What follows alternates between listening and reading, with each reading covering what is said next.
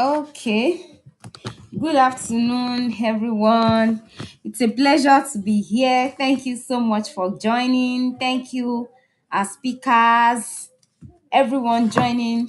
I'm saying a very big thank you to everyone and good afternoon, good morning, good evening from anywhere you are watching from. So today we'll be looking at different personality, one marriage. Different personalities, one marriage. And our speakers are ready to, enlighten us on how personality can affect our relationship, especially.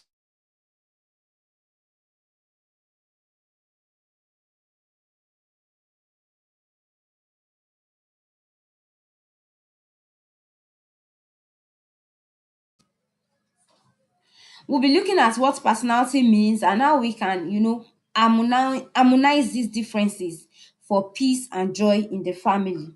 So I am happy to introduce to us a first speaker.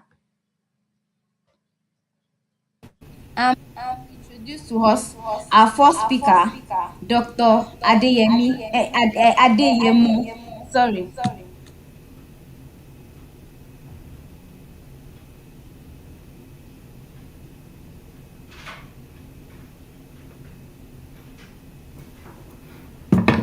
Yeah, So Dr. Adeyemo is a clinical. Okay. Dr. Adeyemo is a clinical psychologist with experience ranging from acute and severe mental health. Dr. Adeyemo is a clinical psychologist who is experienced with the treatment of acute and severe mental health conditions. He has practiced in Nigeria but now practices in the UK and is HCPC certified to practice. Academic qualification, he had his BSc from the University of OAU, his Masters in Clinical Psychology from UI, and PhD from UI. Other certifications, he has PG certificate in Compassionate Focus Therapy from the University of Salford, United Kingdom. He's a chartered member of British Psychological Society. Also, is a fellow in the Commonwealth Professional Behavioral Family Therapy. So this afternoon, I present to you Dr. Adeyemo to handle the first part of our discussion this evening. yeah, Over to you, sir. yeah. Thank you very much, Mrs. Fadekemi Adu, the wife of my lovely friend. I saying good afternoon to it's afternoon here, and also good afternoon to everybody listening to me, or well, whichever part of the world you are, the time you are experiencing there. I'm greeting you in relation to the time where you are. And I also want to appreciate the co-presenter for this lecture in person of Oshinubi Olasumbo. She is a very good colleague right from the time we were in training, and also when we started practicing, we had a lot of experiences together. So I want to say that for the audience today, you are very lucky to have her to talk about different personalities, one marriage. Let me go into the way I understand this topic to be. First of all, let me say that this topic is very, very important in today's world because of the way marriage has been considered. You know, when it comes to marriage, people has taken it to be that it is only the medical examinations, such as the blood grouping and the rest, that can be checked to ensure marriage compatibility. But a lot of other things are considered very important as well, and one of them is personality. But personality, as the way it is not just one thing. It is not just one way. You will get to understand when this presentation continues, as I consider it to be here. We are very familiar with the story of elephants and the six blind men, where the six blind men went to touch elephant, and each part that they touch became their worldview of how elephant looks. One of them touched the tusk, and it's saying elephant looked like a spear. One of them touched the body, it says elephant looked like a wall. One of them touched the tail, it says elephant looks like a rope. One of them touched the trunk, it says elephant looks like a snake. And I want to ask, do you think they are all wrong from the way they describe elephant? If the answer would be right, no, they are not, because it is the parts of the body that they touch that they are using to describe the elephant. This topic is similar to this description as well. We have different personalities, but we have one marriage.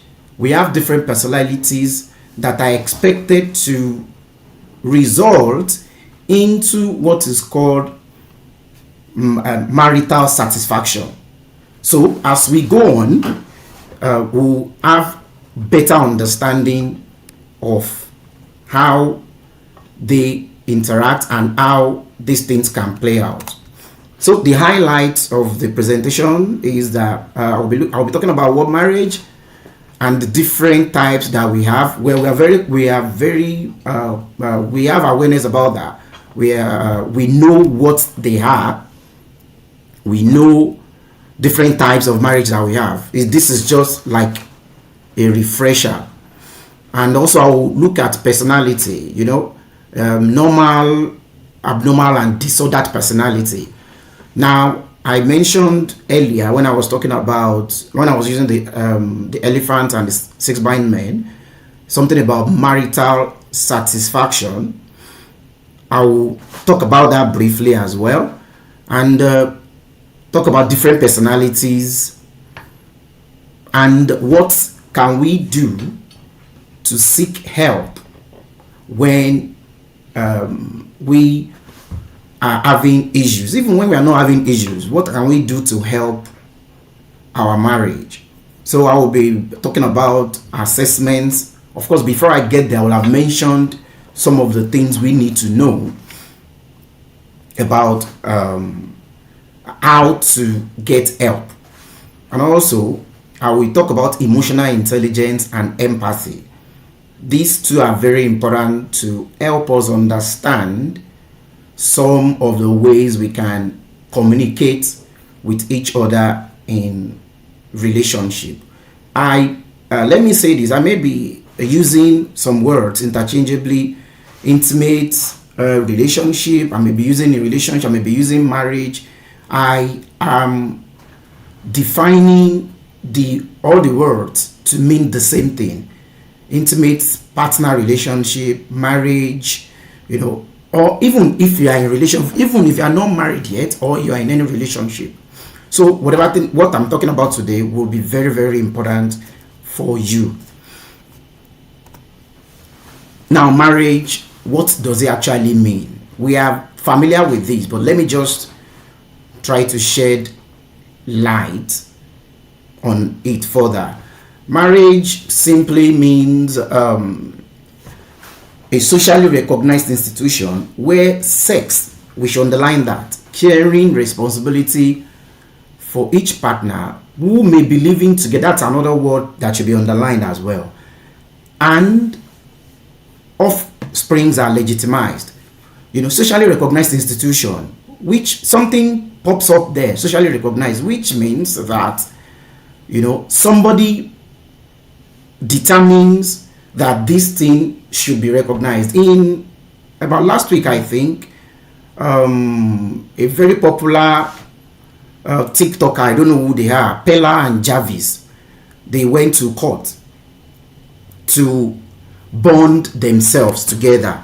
And it's telling you something about the socially recognized institution here. They went to court. The court is socially recognizing their joining together. Now they are having legitimacy when it comes to coitus, when it comes to having sexual relationship, and also they are having legitimacy when it comes to caring for each other and caring for their offsprings. Simply, that's what marriage is. That's what it looks like. One thing I want to add to this, that marriage is evolutionary. I love this part. I love, because I'll be talking about evolutionary in this discussion, because it is part of our worldview that has been neglected for a very long time. Let me quickly explain what it means. It means that things that has helped us to adapt to the realities of what we are having now.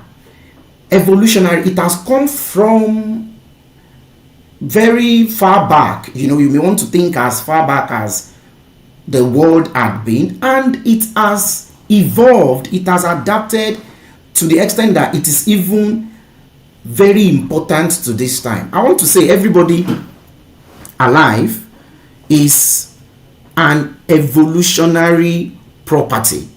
So if marriage is still existing now, it's telling you that it has passed through the test of evolution.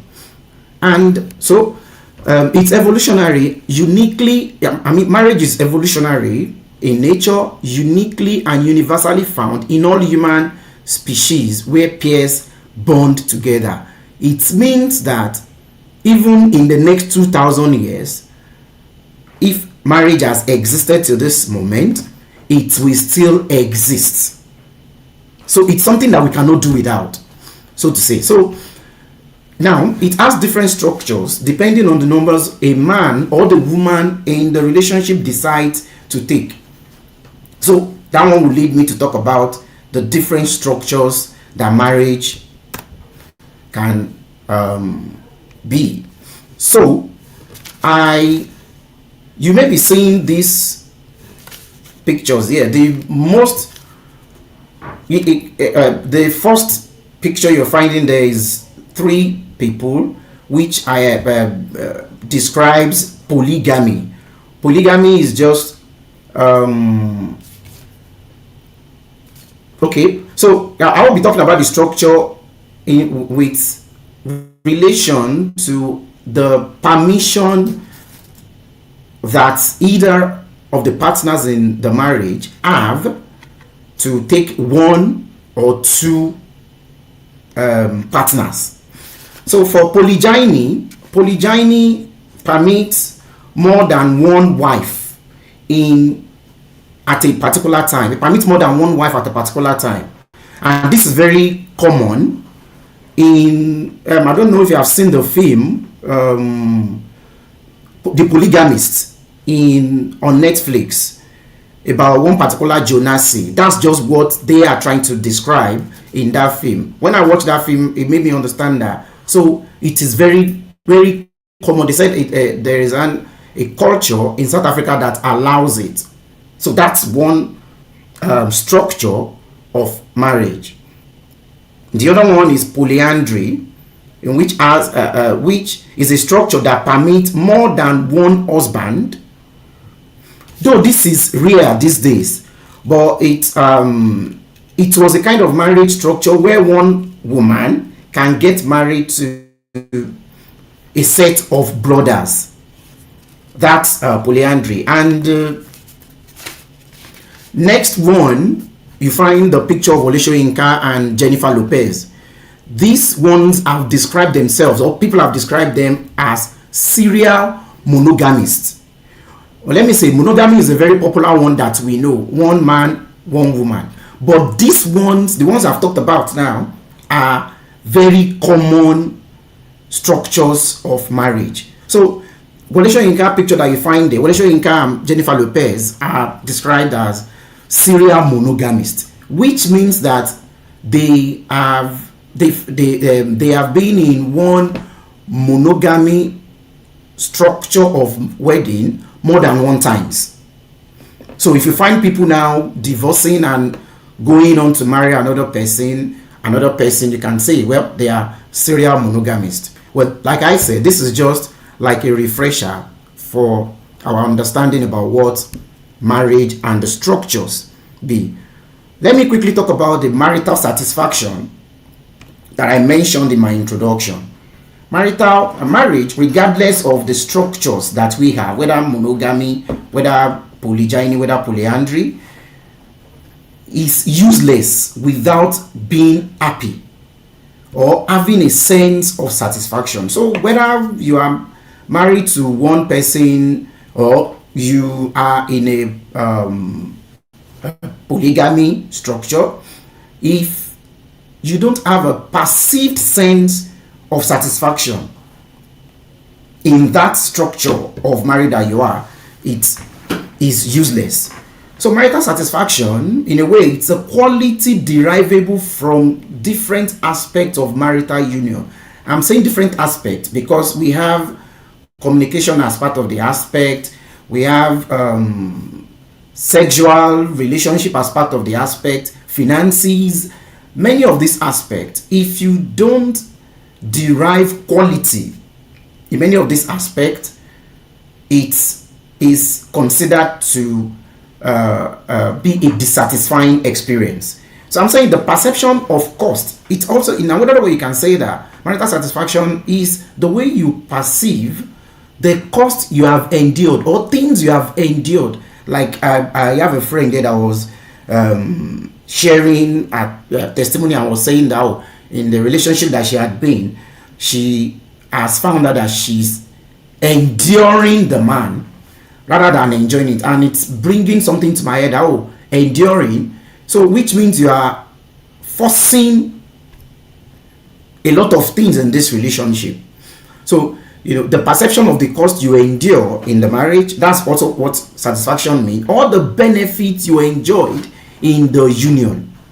So for those who have done enough research in this area, they said marital satisfaction predicts lasting relationship. If you perceive that you are having more benefits rather than costs, it is considered that your relationship, your marital relationship, all the kind of relationship you are into can last longer.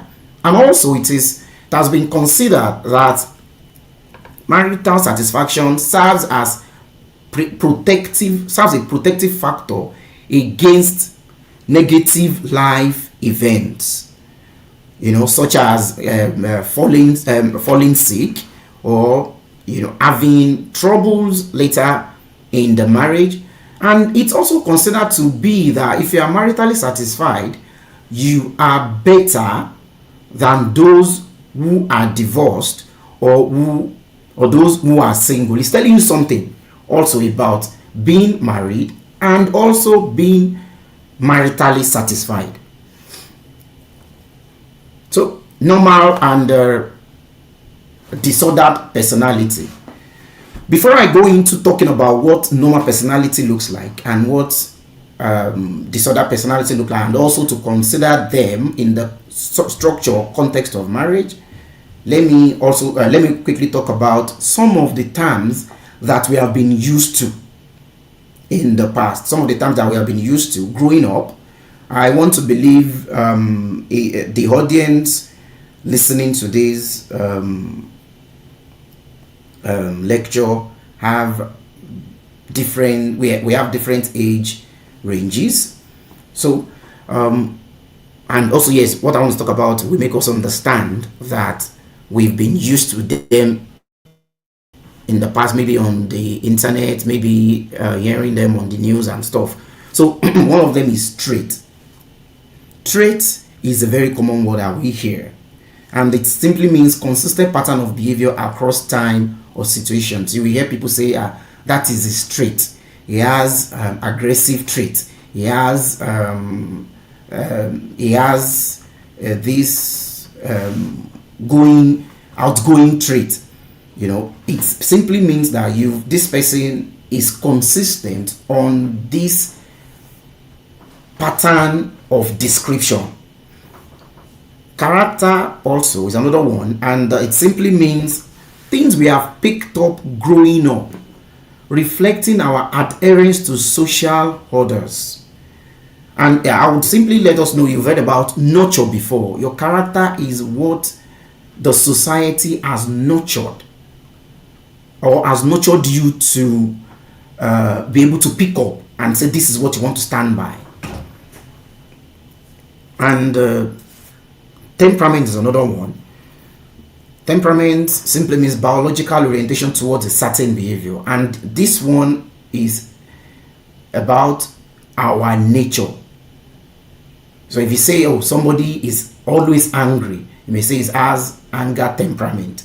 It's telling you that the biological makeup of this person is towards anger. Now, why do I have these ones important? Why do I have them here? It's because it will lead us into having better understanding of the next slides and also further slides I will be talking about. Now, the next slides is about things we are used to about personality, what we've grown up to understand about personality. You've probably read about this book, Why You Act the Way You Act, or Why You Act the Way You Do, by Tim LaHaye. When I was growing up, I read about this book even before I went to the university, and it's simply talking about that humans have biological makeup. I said from the former previous slides that the biological makeup, our biology has a lot to do with our personality. Excuse me. Why you act the way you do, talks about 4 personalities that are dominant. And for those who had not come across this before, it's just saying, you must have heard it. People saying, oh, is a melancholy, or is melancholic, is sanguine, or people describing themselves as being sanguine, as being being phlegmatic or choleric. All these ones are no wrong descriptions of who you are. But I said that it is what we are used to. It should come also as no surprise that our understanding about what personality is has expanded. So which will make me to ask the question that biological makeup is not the only way we can understand our personality. Another one that is very popular, especially for those who had anything to do with psychology, is the Big Five personality. The Big Five personality, which we have the acronym is Ocean. And also this one also has a big. But what I'm trying to say is that our understanding of what personality has gone beyond these two. It has expanded. Don't forget, when I was starting, I mentioned evolution. I mentioned evolutionary aspect of personality, even of marriage, and I was saying something about something that has helped us to adapt to present realities, that has helped us to cope, and we've been able to pick that as part of what is useful for us now, and that will even probably useful for the future. So for that would lead me now to talk about, because with that as a background, what we're used to about what personality is as a background, I would also quickly want to talk about what personality actually means, because I'm looking at my time now. I don't know if I've talked this long. Personality, let me quickly define it as, according to Millon's 2004, that is a product of biology, our experiences, social and evolutionary insight. So it has gone beyond biology. It is now a whole lot of things involved in it: your biology, your experiences, your social interactions, and your evolutionary adaptations that are relatively adaptable and stable way of behaving now. That's the way I want us to look at it now. So for this person I mentioned, I prefer to use it as a template or as a template for understanding what personality means. He conceptualized, Millons, Theodore Millons, that's his name. It's something that you can Google to get, but there is a caveat on that. I will explain what that caveat means when I get there. Millons conceptualized normal personality to be in three domains of motivating styles, thinking styles, and behaving styles. Motivating simply means your ambitions. How do you feel motivated to do whatever thing you want to do? What are the things that push you? Right? The thinking styles, the way you receive information, perceive information, and use the information for your benefit or other people around you in that relationship with you. And behaving simply means the way you actually behave in relation to others.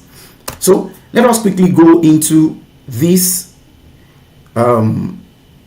this classification of personality according to, and I will be talking about what each means in the context of intimate partner relationship.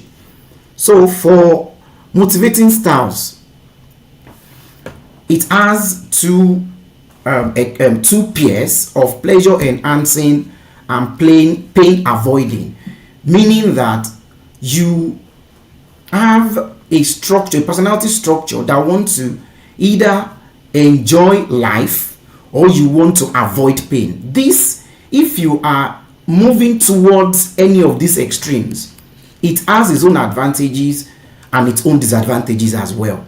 For pleasure enhance, it simply means that you prefer to enjoy life, you have positive outlook towards life challenges, and you are very optimistic.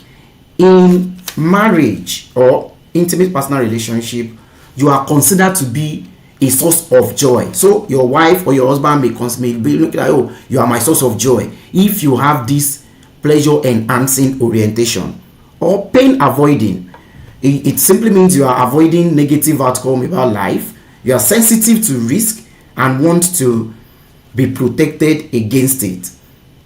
So in intimate partner relationship, you're mostly being described as in terms of security and trying as much as possible to avoid troubles. Therefore, that kind of people. I don't know what my husband or wife would say. Therefore, I don't want trouble. The other one there is active modifying or passive accommodating. This is also another pair of motivating styles of personality. For active modifying, this kind of people like to be in charge. They make things to happen, and in intimate partner relationship, they are they are considered to be that their partners are always work in progress. We can work together to make things happen. We are work in progress together. And if it is passive accommodating, they are reactive, accept fate, be amenable to changes, and they are amenable to changes in their environment. They accept their partners as they are. If in really self-indulgence is another one. In order not to waste time on this too much, because there is no personality structures or personality types I want to talk about that does not come in types. We have them in types, and this, for me, talking about normal personality, this one seems very fitting because of a lot of things that it gathers together. For thinking styles, which I explained as the way we gather information, the way we use information in our life and also in marriage or in any marital or intimate partner relationship. We have two peers as well for that. We have externally focused and internally focused thinking styles. For externally focused, they gather information from external sources, prefers input from other to get inspiration. So they may be somebody that will consider to seek external validation for their marriage. So they may say, okay, can we? What do you think about my wife? They may be the one seeking information about what do you think about my wife, kind of. So, and for internally focused, they use inner power, self-reflection, and independent thoughts to gather inspiration. For such people, they have private, subjective means of getting information about their partner. For another one about thinking, the way the thinking styles category is realistic sensing and imaginative intuitive. For people who tilt towards being realistic sensing, they have preference for tangible, concrete information. That is how they want to gather information about their relationship. And for imaginative intuitive, they are creative, inferential, conceptual, and seek patterns, and very, very speculative. In relationship, these people would, realistic sensing would value practical contributions, tangible evidence of love. And for imaginative, they value emotional synergy and shared dreams. For another one, there is, let me move on to behaving styles, which is thinking styles for personality structure. So for behaving styles, we have asocial, withdrawing, and gregarious, outgoing. They are also in pairs as well. For asocial withdrawing, this one is saying for somebody who has tendency to be asocial withdrawing, the person prefers solitude and indifference to others. Now imagine that kind of person in marriage. The person who enjoys his own solitude more than saying I want to go out, more than saying I want to be the life of the party. While the other end of these behaving styles is gregarious outgoing, which has been described here. They are life of a group, expressive, seeking attention, and have a lot of charms. In intimate partner relationship, they are active companion to each other. For the next one, anxious, hesitating. These people are very shy in social situation, very nervous, desire approval, but also fear rejection. In intimate partner relationship, they always feel very insecure. So for the other part of it, they have confident asserting. In intimate partner relationship, they complement each other when they both have these structures. In order not to waste our time, it's for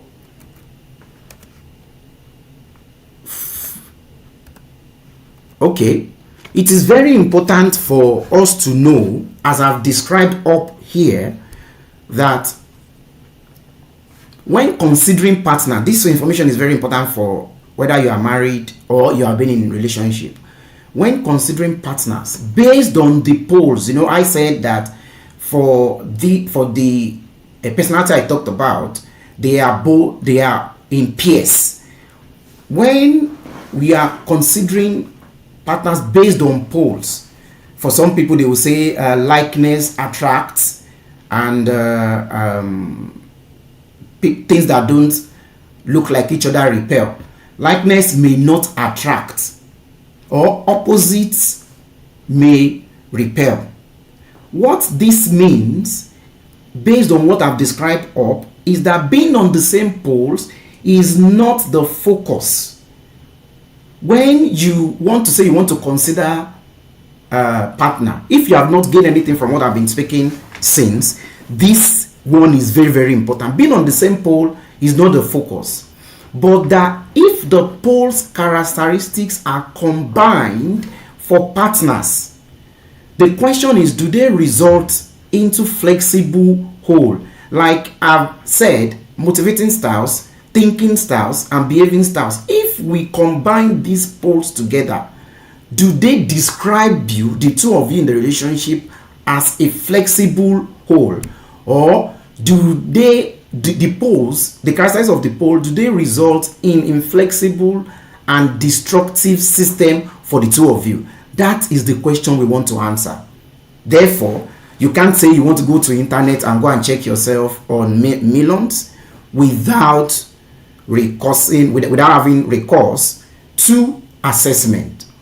For those who know how to do it, assessment will tell you further about the characteristics that you have and combine these characteristics for people in relationship. So the next slide is, now we've talked about what normal personality looks like, but can personality also have problems? Can we have a disordered personality? Can we have issues with our personality?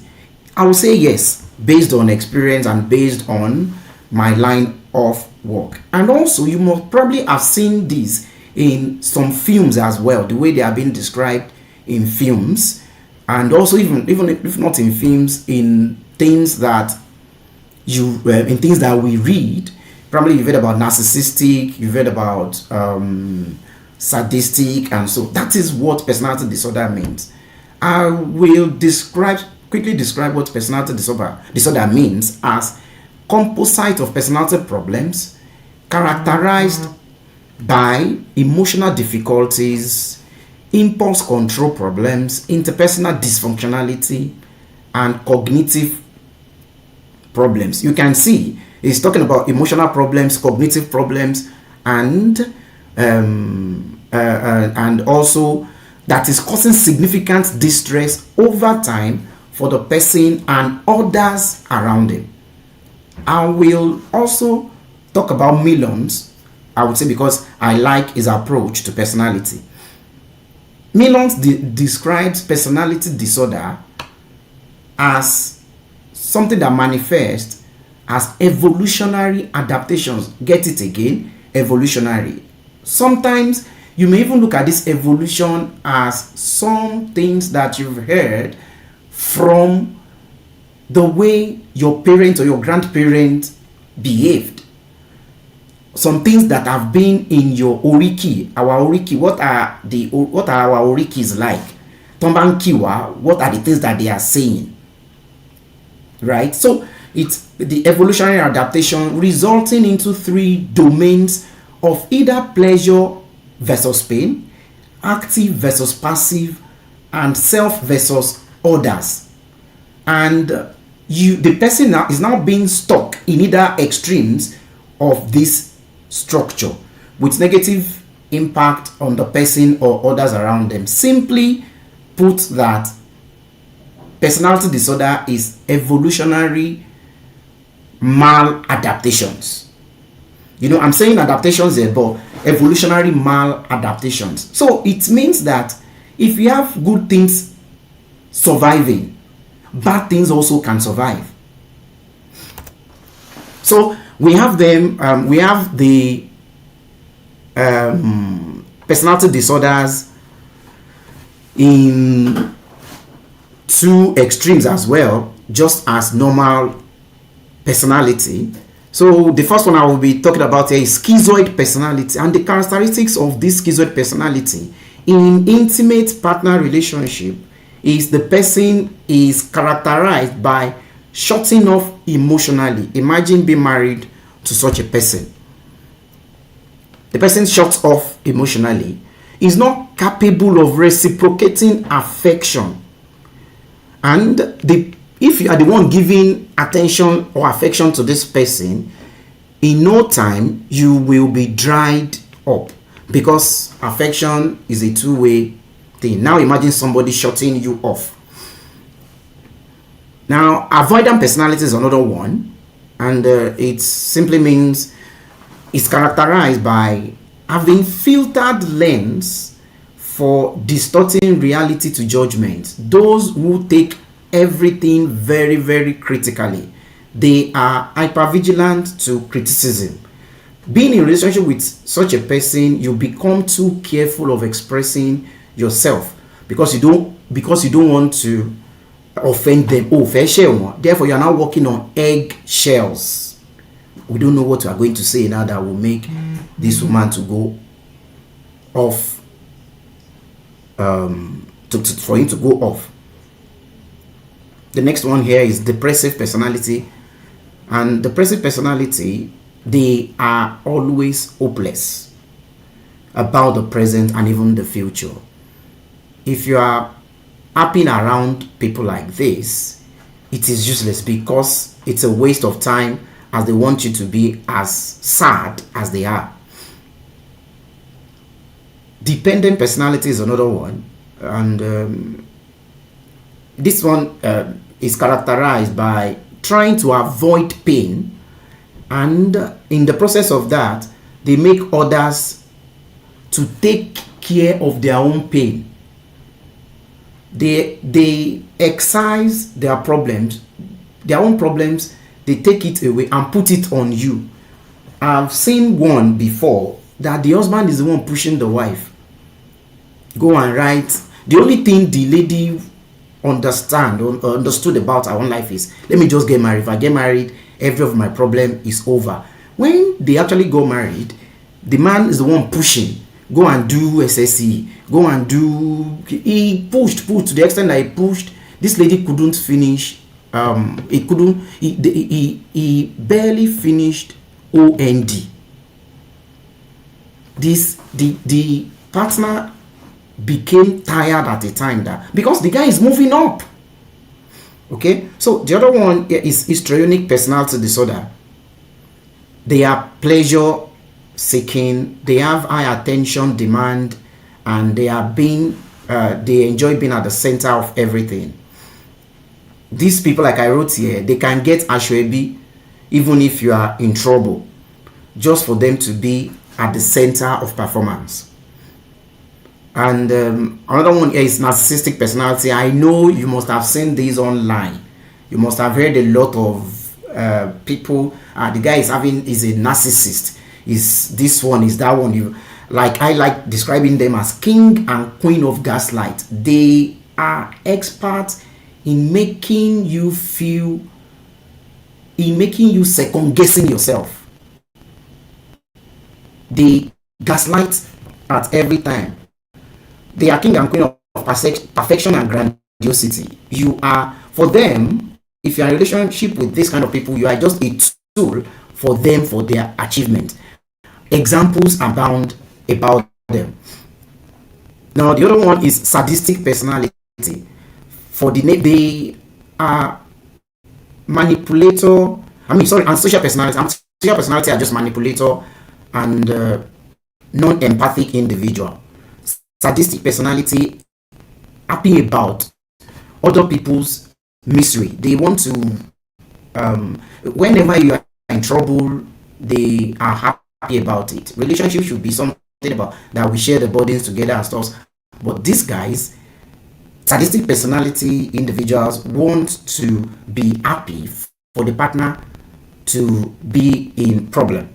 The opposite of that is masochistic individual. This one likes taking troubles upon themselves, troubles of other people.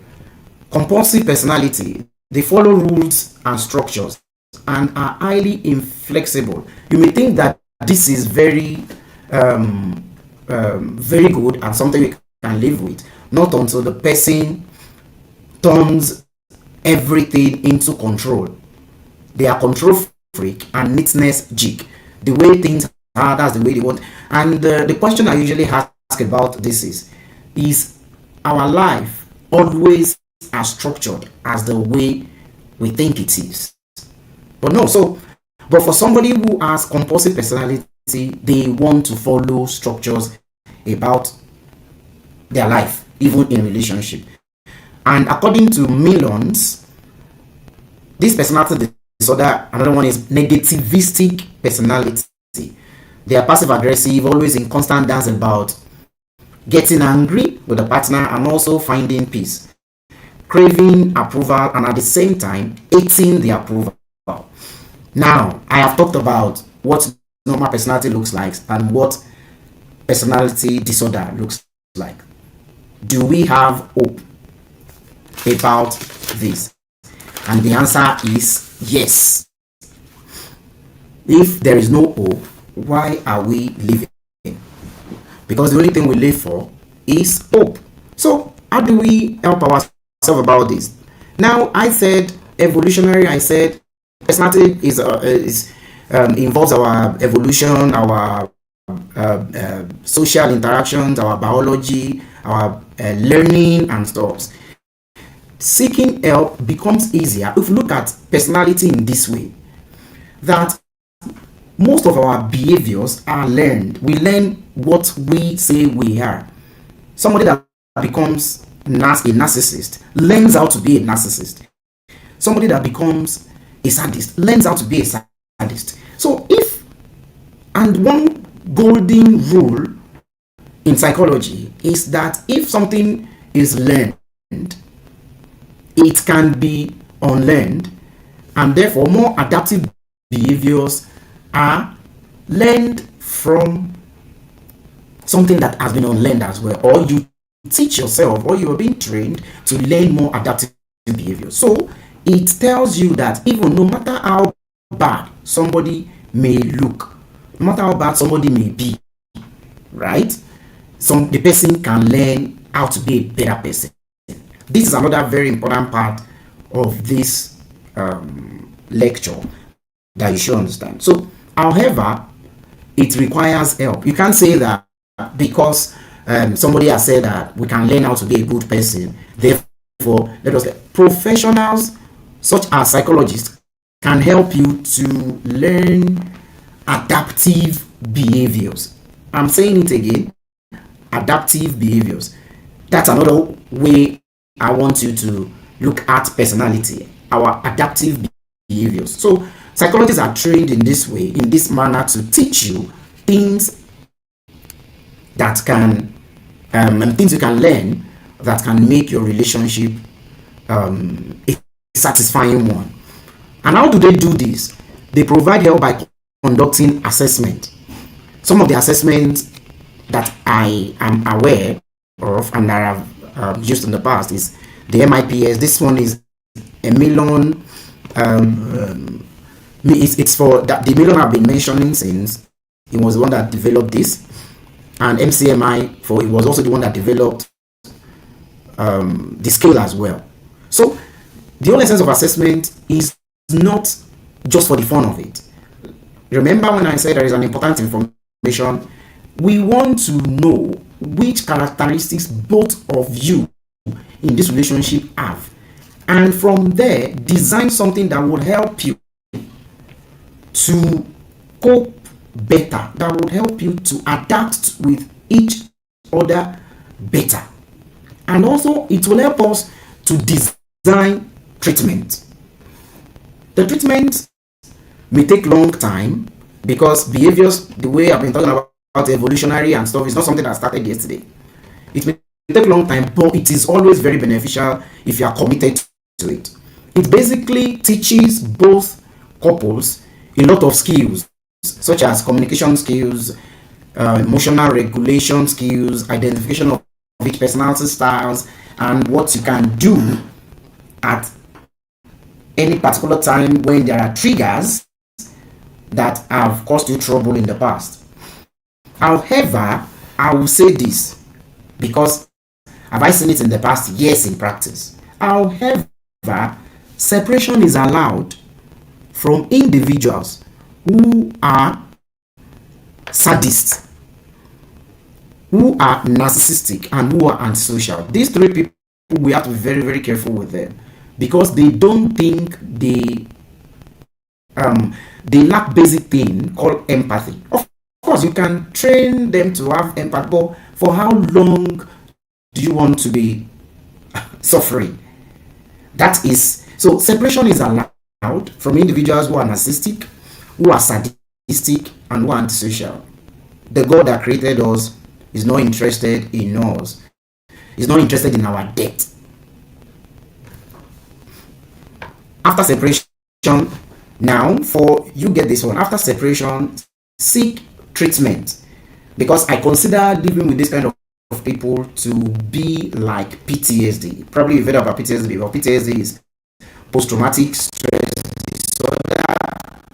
Consider living with to be like PTSD. So if you have separated from them, get treatment for PTSD like kind of conditions. And also grief therapy can also help you in this sense because you are in a way losing a relationship.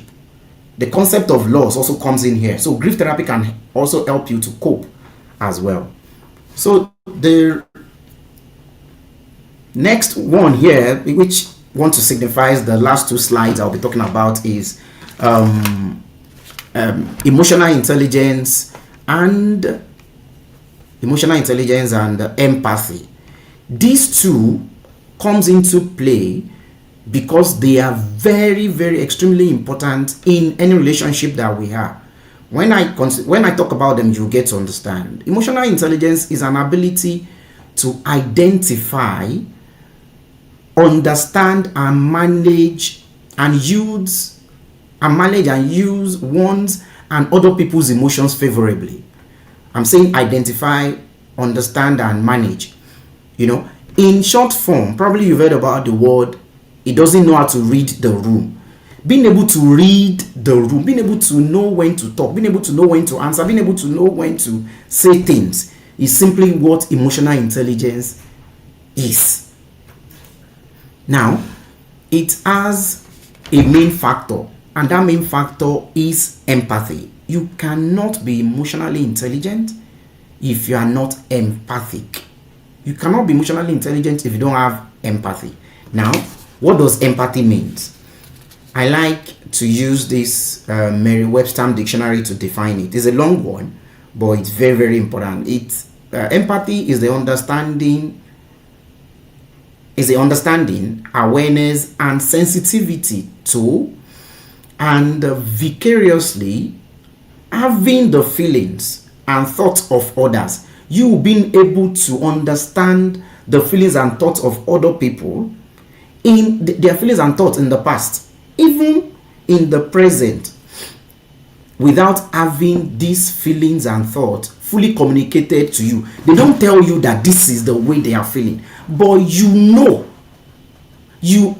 have identified it, you've understood it, and you use your understanding to help to communicate with them.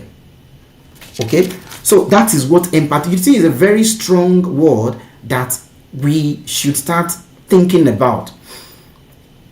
And if we, in a way, in relationship, empathy simply means micro moments of shared connections.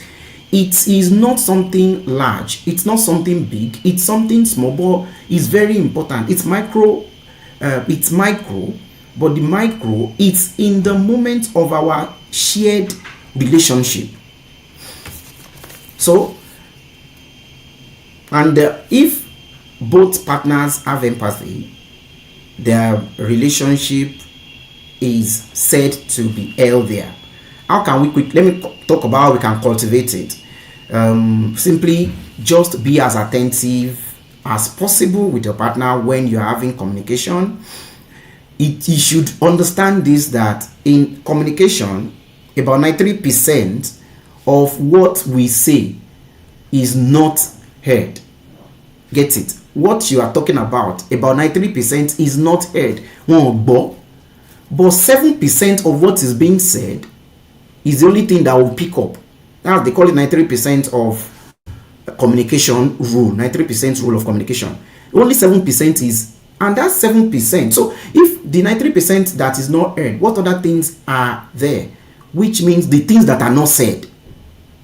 So why can't we now pay attention to the things said and the things that are not said? Also, when you're having discussions with your partner, don't interrupt. Show that you are interested, reduce distraction, and be mindful of the words and language you are using.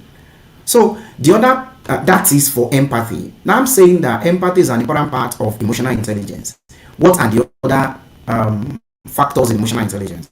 We have self-awareness is another factor. You knowing yourself, knowing your limits, and knowing your strength, because it will help you to know other people limits and strength, and to appropriately know when to talk and when not to talk, when to react and when not to react. Being motivated is also another factor as well. This simply means being committed to making things work. So in relationship, motivation is very, very important. Whether we like it or not, we'll make it work. We'll make this like they used to say, we either swim or sink together. So the motivation as being a factor of emotional intelligence will help in relationship, and being also understanding self-regulation, that is being able to control our emotions and having a way of thinking, or let me say restructuring about things we see or hear before we say it. Restructuring means trying to look at it another way, trying to flip the coin before flipping the coin. Also means you putting yourself in the person's shoes. All right, social skills is also another part, another very important part, which simply means an understanding of social cues, trying to build rapport with each other, and having empathy is also another important part of emotional intelligence. So when I started with prologue, where I was talking about elephants and six blind men. Now it has come to epilogue. This is another very important part as well. It is common to go for a series of medical examination, especially blood grouping, genotype, fertility testing, infectious disease testing, when we want to marry in Nigeria. We are used to that, if you go to church for the premarital counseling, they will tell you to do all those things before you are considered fit to marry. But I want to say this is not enough now. With our understanding of what we've seen, I will strongly recommend personality testing as well to aid marital compatibility. Yes, because we have like I've described above, things that the structures, the polars, the characteristics that we have that can match each other for marital satisfaction. So I'll be recommending personality testing as things we can also do to help us have a feel about the marital compatibility. And also, moreover, nothing is wrong to go for regular MOT check. This is very important for those who are already married. MOT check is what you do about your car. Does your car fit to walk on the road? If you can, a lot of people care for their cars the way they even care for more than they care for themselves. So I'll be saying, for those who are in marriage or in any relationship, it is better to go for regular marital MOT check. The MOT check will help you see, how have we fared so far over 2 years, over 3 years of our relationship. How have we done? What else can we improve on? What else can we work on? To make us continue to enjoy ourselves. And also, If it is possible for your cars, and like I said, if it's possible for your cars for your cars to take your cars for servicing every year, consider your relationship to be a car that needs servicing as well. So thank you very much for your attention. I hope some of the things I've said would have impact in your life positively. Thank you.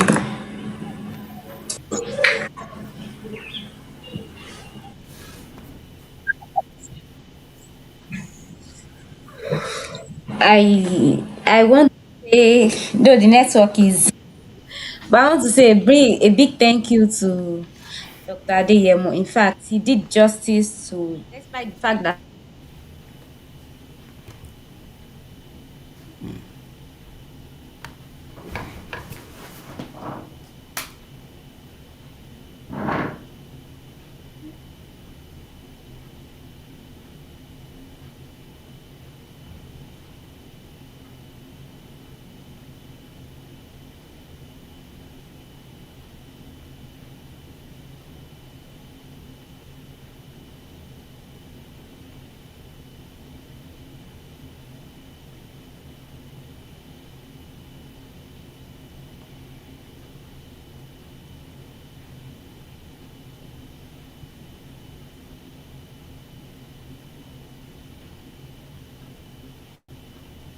person is trying to express.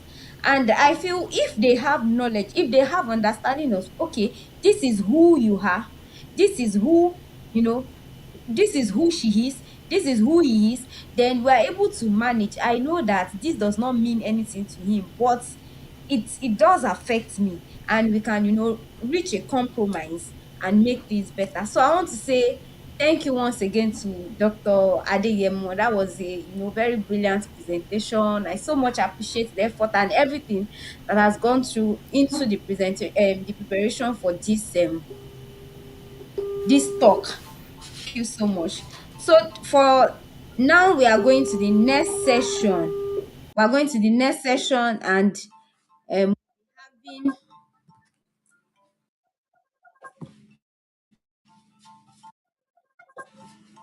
sorry.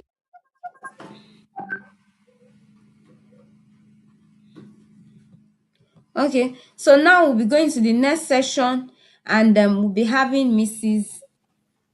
Oshinubi Olasunbo to handle the second part of the discussion. And briefly, I want to introduce Mrs. Olasunbo Oshinubi to us. She's a clinical psychologist at the Federal Medical Center, Butemeta, Lagos, with expertise in psychological assessment, psychotherapy, mental health advocacy, and clinical research. Her professional experience spans the Brain Training and Development Center, the Dyslexia Foundation, Lagos, then Patrick Speech and Language Development Center in Lagos, and Akron Specialist Care Center in Lagos, where she gained multidisciplinary experience in learning difficulty, neurodevelopmental disorders, and mental health care. She's a researcher, she's a speaker, a mental health advocate, and also passionate about advancing psychological practice, mentoring future professionals, and promoting mental health wellness through excellence, integrity, compassion, and service. So, Mrs. Olasunbo Oshinubi, you are welcome. Thank you very much. Am I audible? Yes, we can hear you loud and clear. Yes. Thank you so much, Mrs. Sadu, for the warm welcome and the introduction. And I also want to thank Dr. Dotun Adeyemo. It's honestly a pleasure to hear your voice after a long time and then share this platform with you. I hope you can hear me. And I want to also thank you for setting the platform beautifully for me. You have talked about what marriage is, different personalities, the normal ones, and the disordered personalities. And I want to, before I start, I hope my, let me see how to share this.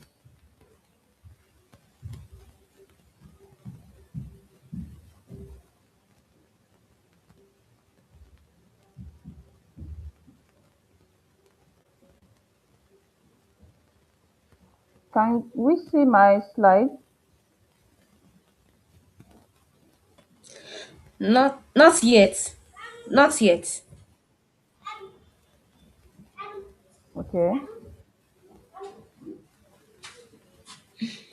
Can you see it now? No. Wow. I can see it here. Okay, I don't okay. know. Okay. Yes, I can see it now, Yes, yes. yes, thank you.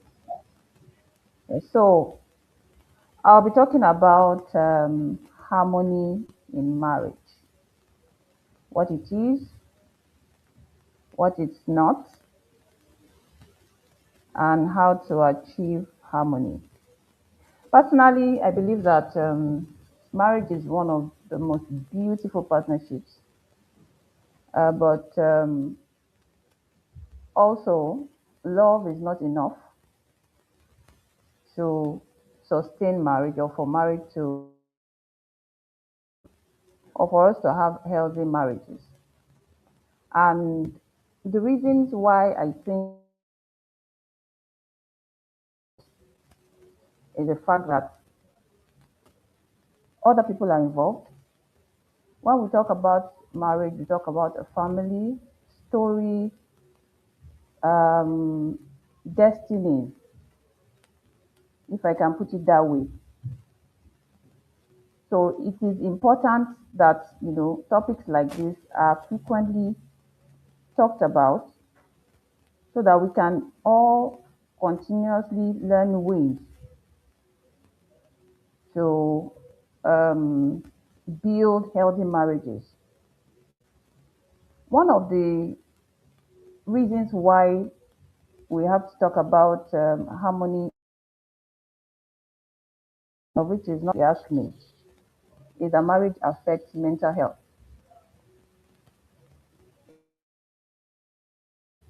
emotional. I usually tell people in couples therapy that unlike what, marriage is very protective if we learn how to, build harmony in marriage. Not automatically teach people how to relate, how to communicate. And thank,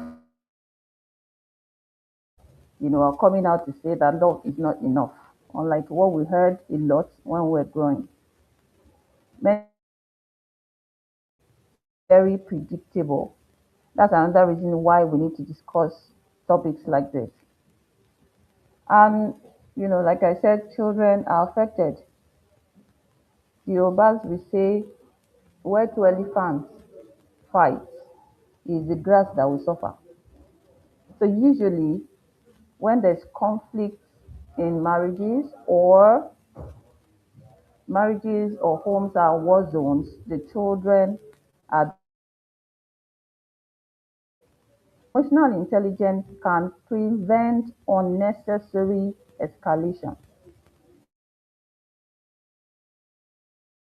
conflict in marriage. So, what is harmony? I hope you can still see me. Hello? Yes, we can see you. Yes, okay. We can see you, we can hear you. All right. So, what is marital harmony? Hearing that word, people will think that um, harmony is not fighting. Harmony in marriage is being the same, being identical. But I want to say that it is unity without uniformity, in the sense that you don't have to. have the same ideas with your partner before you build harmony in marriage. Then respect despite differences. Usually, we come into marriage with different histories, different backgrounds, different beliefs. For example, when I got married newly, in my own house, it is who you honor that you give the head of the fish to. When you want to serve food, it is the most honored person that will serve the head of the fish. Of course, with some fish, but we believe that the head goes to the most honored in that place. So when I got married newly, I cooked that day, and I was even excited that let me give my husband this the head of the fish. And as I served, he looked at it and he was like, I don't understand. I don't like the head. There's nothing inside. I don't really like the head of the fish. And I was surprised that I thought in Yoruba land is the most honor that you give. But he actually prefers in their own house, they prefer maybe the middle or the tail. So I had to learn that it is not it is not it doesn't have to be the same thing that you do in your house that you carry into your marriage. Then peace during disagreements. Harmony does not mean that you won't disagree with your partner. It only means that you disagree respectfully. Working towards shared goals. I tell people when I define marriage that marriage is like a football team where you're all working towards one goal. They are not your opponents, no matter how much you don't like your team members. As long as people are in the same team, you have to find ways to work together and achieve the goal. Communication will keep the team coordinated.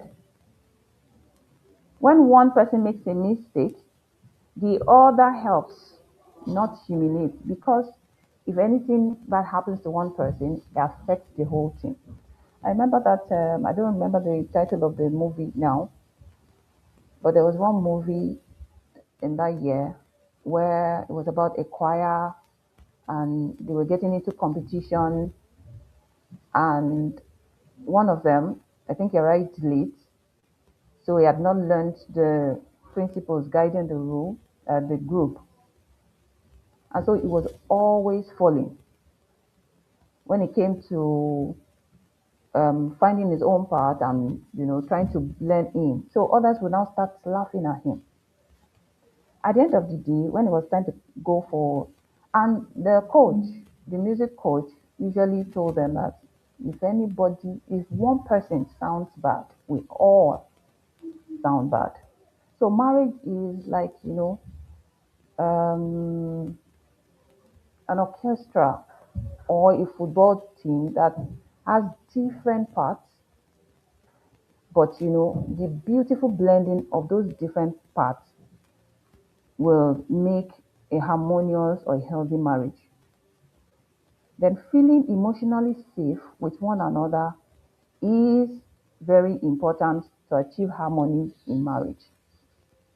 Feeling emotionally safe, knowing that um, a particular couple, the wife, they already knew, though they were newly married. I think they were newly married. I think they were 2, 3, 4 years into the marriage, and the husband already learned that, she talks too much and she doesn't know how to, control that. So they both agreed, thinking that, they had it under control. They both agreed that um, whenever they are outside, the husband, and she's talking too much, the husband will just tap her. And then that way she will know that, okay, yeah, it's okay, it's enough. But this particular time, they went out together. And like herself, she started to talk. And, I think the husband was trying to give signals, but she was carried away. So instead of him to, maybe pause or step back and look for another way to tell her that, I mean, that's enough, he just snapped. And, she was so embarrassed. The other people noticed too. He tried to apologize. They went home. He thought that, the apology there would just, make them cool. But for a long time, until maybe after they entered therapy, for a long time, she couldn't bring herself to be emotionally safe with her husband because she kept thinking in her head, according to her, that this man will embarrass me again. So building harmony means that the other person is emotionally safe with you and they can be free. So, what is harmony not? A healthy marriage is not a conflict free marriage, like I said. Everybody married today can tell you for a fact that, you know, a healthy marriage is a marriage with conflicts too. Only that, they've learned ways to resolve the conflicts. So, harmony is not never arguing. That there's harmony in a particular marriage doesn't mean that they don't argue or they don't quarrel. Then one spouse cannot always win. As a matter of fact, somebody said, and I agree with the person 100%, that if you're winning an argument in your marriage, you're losing that marriage. Then avoiding difficult conversations where people sweep conversations under the carpet. Let me not, I just want peace to reign. No, that's not harmony. You're just piling it up for a time that you will snap. Then pretending everything is fine is just like, avoiding difficult conversation is not harmony. Where people will say, oh, that woman, she's so peaceful. When the husband is talking at her like this, she doesn't talk back. Or that man is so peaceful. When the wife is disgracing him outside, he just keeps quiet. That is not harmony. So, what are the issues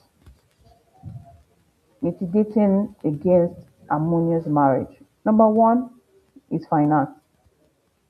Money becomes less threatening when expectations become transparent.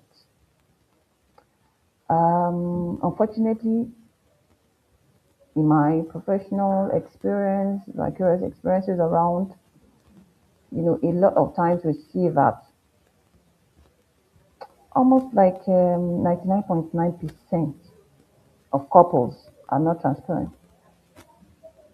especially when it comes to finance. We've heard stories as the woman built a house, the husband didn't even have a clue.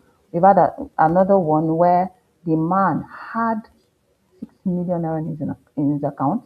Then he fell ill, and the illness required surgery, and they were looking for 3 million that year to fly him abroad. This man did not disclose that he had any money. As a matter of fact, even though he was dying, he still kept quiet. He didn't say he had money, and he had double the money they were looking for. So they, rallied round, got money for him, begged people, and all of that. You can imagine he had double the money in his account, but they still went out, begged for money. The wife didn't have a clue. As they were about to fly him out of the country, I think it got worse, and they couldn't fly him out. In the process, he died. But I think a few minutes to him dying, that was when he disclosed to his wife that he had such amount of money in his account, but he still died. So, discussing financial goals openly, especially for intending couples, is very important. Also, for married couples, they can start learning to discuss financial. Who is earning more? The idea that the man is a provider. So, when I'm earning 1 million naira as a woman and is earning 500,000 naira, you have to still put, more. It does not make sense. So creating a realistic family budget is also very important. Not that one person will be there shopping, living above the budget, and the other person is just struggling. Then avoiding secrecy about spending happens a lot. Like I said, this one wants to send money to so person. They're not discussing it because the other person will disagree and doesn't see sense in it. So, discussing things like this is very important. Plan for emergencies and investments, especially when children are involved. They can come down with anything anytime. So it is very important to plan ahead. What some people do is when they're christening the baby, the money that they get from there, they deposit it somewhere and they, keep contributing some amount of money. There's an agreement like that that helps with the finance in marriage. So respect every form of contribution. Not that what are you even contributing safe? So what do you bring to the table in this marriage? Conversations like that would hinder harmony in marriage. Please, can you still see me? Okay, so the second issue, can you hear me? Am I off? Okay. The second issue, can you hear me?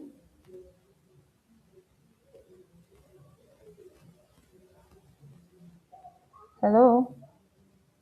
Am I audible?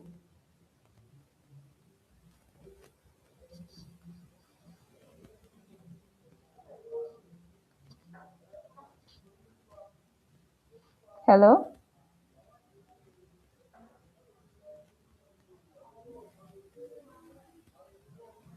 Hello?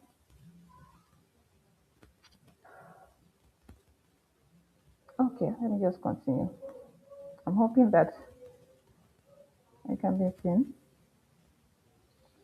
Okay, the second issue is parenting as partners. This one is a whole tug of war. Children need a team, not two competing authorities. Am I audible? I hope I'm not talking to myself. Mrs. Adu? Initial, yes, initially there was a break, but we can hear you now. Parenting as partners. So that was when you came Okay. back. We didn't hear Oh, but okay. it's a few minutes before then. Oh, okay. Yeah, I it was was the asking if network. I It was was the network. audible. Yes. Okay. But you can still see me now, right? You Can you said see me? yes. Ah, Okay. The network is something else. Okay, so agreeing on core values is very important. I heard about a particular couple where the husband was living abroad, the wife was here, and so they they usually talk to their father over the phone. But then I think he comes to Nigeria twice a year or so. So whenever he comes, the wife would complain that, oh, I mean, she already has rules for the children. There's the time that they are going to bed. There's a time they carry out particular chores in the house. and this man will come and then disrupt, and you say, how much time do I have with them? And it's weekend, please. Let them stay up later than the time you're telling them to go and sleep. And she will say, no, it can't work like that. Because as they're still growing, she needs their brain to get accustomed to some things. So, and that turned into a lot of arguments between them to the extent that it almost caused separation.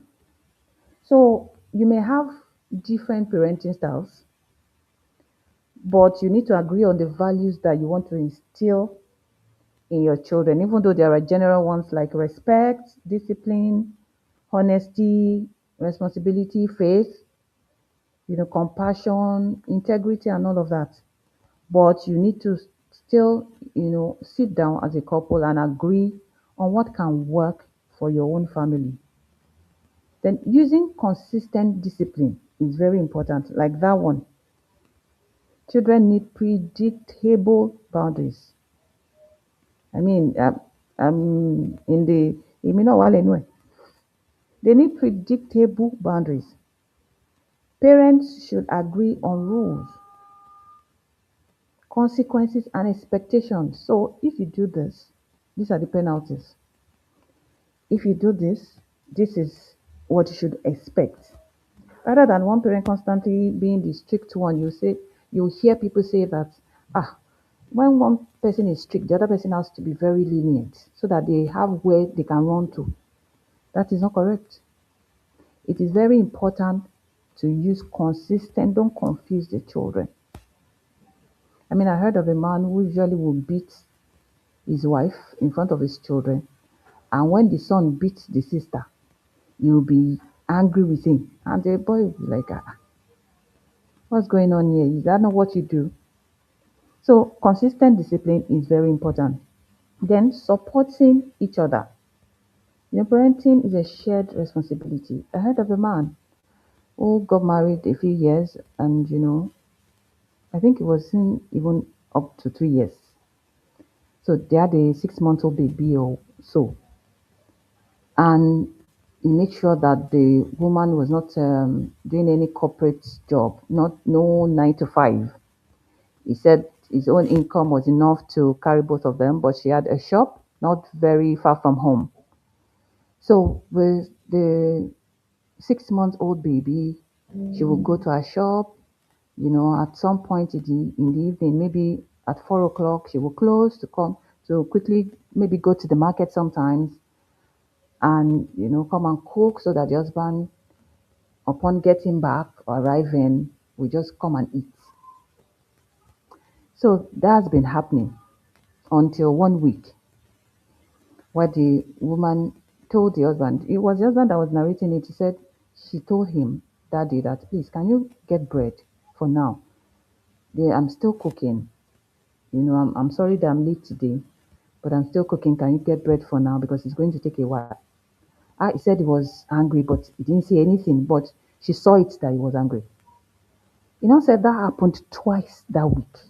And he was furious that she told him to go and get something else so that he can hold himself together until she finishes cooking. So he now said the same week he came back one day. And by the time he entered the house, the whole house was filled with smoke. He was angry, thinking, where is this woman now? He saw his child in walker or something by the sitting room, and then he rushed to the kitchen. When he got to the kitchen, he saw her with her hand under her face like this, over the kitchen table. He tried to call on her. With the anger, he went to put off because the food was already burning. So with the anger, he wanted to, what's wrong with you? Why are you sleeping? And then immediately touched her like this. She almost fell because she was unconscious. He carried her immediately, shouted for help. So to the hospital. When they got there, they were able, fortunately for him, they were able to revive the woman, and the doctor was like, she's exhausted. This is exhaustion.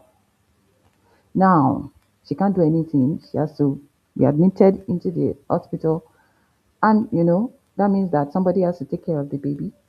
He was such a type that didn't like somebody else to, he didn't want help for the wife. He didn't want family members to, but at this time, he had to be the one to take care of the baby and even the wife in the hospital. He said it was at that time that he realized that if he had died that day, he would have suffered.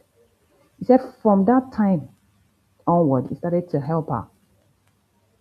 He didn't think, what have you done since morning? I've gone to work. You were just in your shop. You were just. So shared responsibility, supporting each other is very important. Then the next one is respect differences in parent style. One parent may be more structured, while the other one uses freestyle.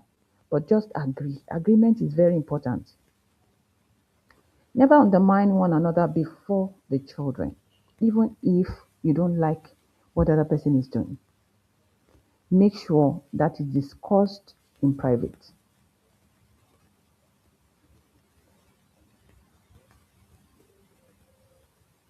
So the next, another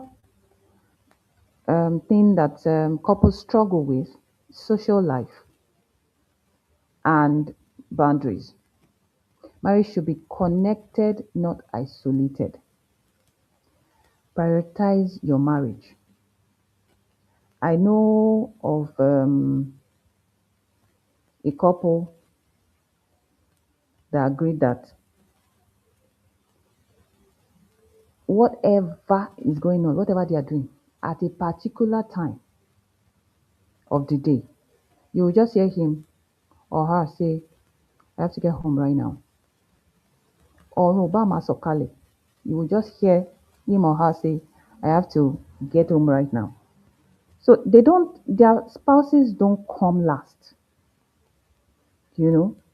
After work, friends, children, church, extended family, social activity, they value their spouses. So prioritizing the marriage is very important. Then agreeing on social commitments. I remember a couple that their husband, for example, maybe when they go to church in the morning, he will not discuss anything with the wife that after church there, we're going to visit my mom. No. Once they get into the car after church service, he will just drive her down. That started causing friction between them, and he wasn't willing to even discuss it at all. That was what caused the separation. Until today, they are just co-parenting. They are both not, you know, remarried. I think they've had one or two relationships here and there, but they are both not remarried. Yet they can't get back together. So maintaining healthy friendship is another important ingredient for harmonious marriage. Marriage does not mean that you will lose your friends as a woman, or as a man, you do it with your friends completely. Healthy marriage can provide support, and at the same time, healthy relationship with other people can provide support. I remember Pastor Ibukwan Wishika when she said that one of her friends, I think younger friends, lost her husband at the age of 34. They were both 34 years and they had two children. So the guy died at the age of 34. After he died, and they had concluded the burial rite and all of that, they discovered that the guy's next of kin was his brother. And the woman, relocated from the US also to come marry him here, settled here. She wasn't working, a full housewife, and a mother of two children attending expensive schools. So he now made his brother next of kin.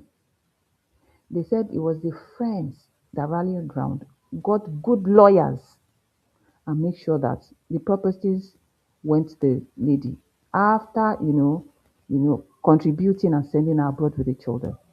Because there was no how she was going to survive.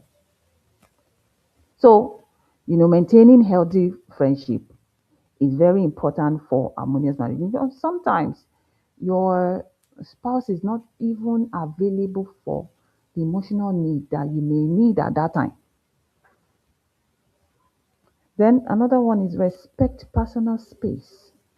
That you're married, okay, two people shall become one flesh, yes. But it doesn't mean that you will lose your individuality. There's personal space in a healthy, harmonious marriage. Closeness does not mean constant, togetherness. I remember a couple, several years back. The man was way older, and that was his second marriage. But that was our own first marriage. So we were in the same bus going to redemption camp that year. And I was amazed at the way she was all over the man. Ah, Daddy, Shefe cardigan.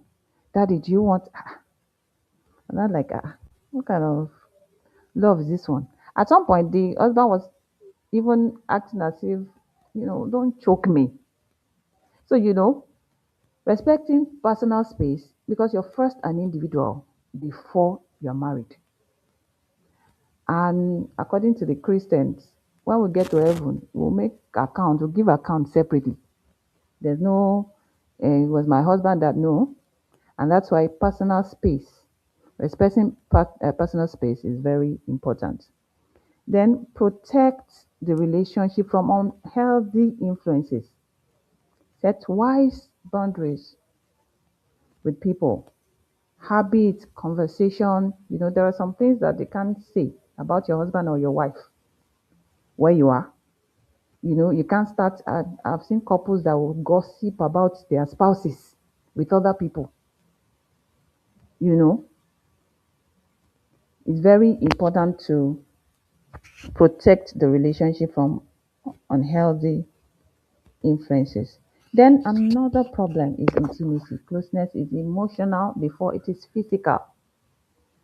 When talking about cheating, for example, cheating doesn't just happen like that, like a spouse sleeping with another person, just like that. Mm-mm.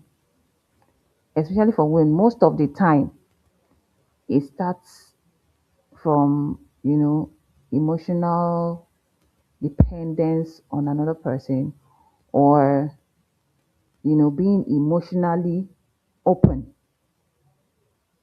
So emotional safety is very important. If a spouse is not emotionally safe with the other one, the marriage is heading for the rocks. Create a relationship where both partners can express their feelings. It will not be at some point. I remember a particular couple that, before she married the guy, I think while they were dating, no, before she married, I remember, before she married the guy, she dated her boss, and that was how she was able to climb the ladder, according to them at work. So when they met, she was doing well, you know, and so they married. He liked her, and I don't know what happened, whether she heard the sermon in church or something happened. She confessed to the husband that she had dated the boss before, but nothing like that anymore, and all of that. That broke the trust that the guy had. And from then on, any little thing between them, any little friction, he will refer to it. I hope you're not staying late at work because you have started sleeping with your boss again. I hope you have not started dating this one. So, she started feeling emotionally open. She started feeling down in the marriage. And of course, the marriage didn't last. Then trust and friendship. Being friends in marriage. I personally think that true friendship develops in marriage. It's not before. All those things that people will say, I married my friend. Wait until you get into the marriage. As far as I'm concerned. So trust will grow through honesty, reliability, test of time.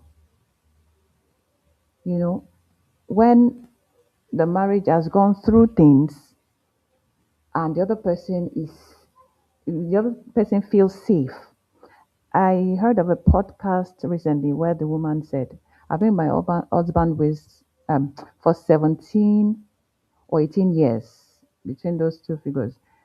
That one day one of my friends came to tell me that, I saw your husband though, at a mall. And she was not like, yeah, yes, yes. You went to He said, well, I've been trying to hold myself. You know how people can tell stories now. I've been trying to hold myself from saying this thing, but I just thought it would not be good if I don't inform my friend.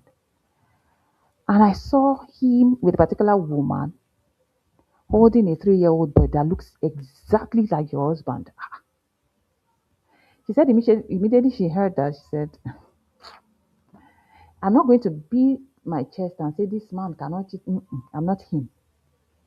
But him having a 3-year-old or from extramarital affair or anything that she doesn't think is true. Ah, but the way the person kept saying, and at some point she started crying over somebody else's matter. That to God, they even had a picture together that she should ask the husband. That she saw the She said at some point she too started thinking, I know this man enough, but I'm going to ask. She said after some time she decided to ask and say, guy, I want to ask you something. Oh, I know that daddy, because the woman even described the clothes he was wearing that day. And it was true. That was what he was wearing. That was where he went to. So she asked him that somebody said this. So yeah, I went there now. And they saw you with two person. Yes, she was there with her child. That person also told me that, there was a boy, a 3-year-old, who looks exactly like you. That was not like, the husband now had to describe the person that, and you too, you believed. She said that she didn't believe her, but the way she was. So, it is very important, to build trust and friendship in marriage. Then shared experiences, build memories together. In this time of social media, people hardly build memories because even in the house, you see husband and wife holding phones separately, each one on their phone. So, harmony in marriage requires intentionality. Like I said earlier, it is more than love.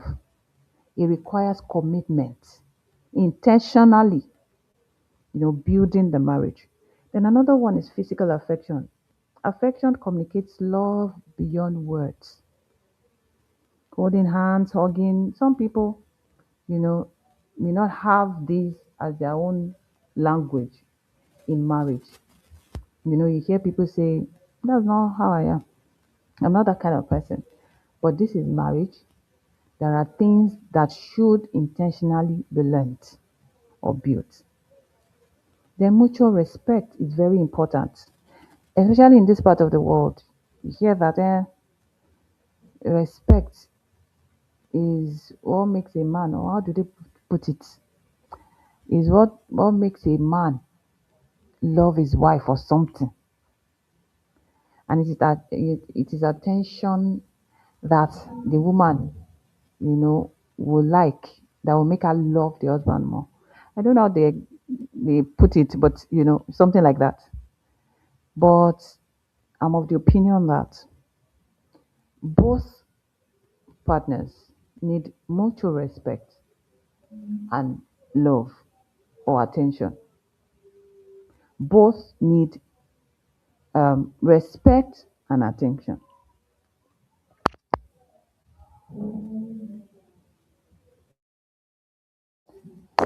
Becoming a student of your spouse. How do you build harmony in marriage? That's where we are now. You build harmony in marriage by becoming a student. What does that mean? It means that you start learning about your spouse, And you don't assume that, I've heard the couples that would say, she should know now that I don't like that kind of thing. She should know, or you should know that, I don't like flowers. No, don't assume that the person will know. Learn about the person as much as the other person is required to learn about you.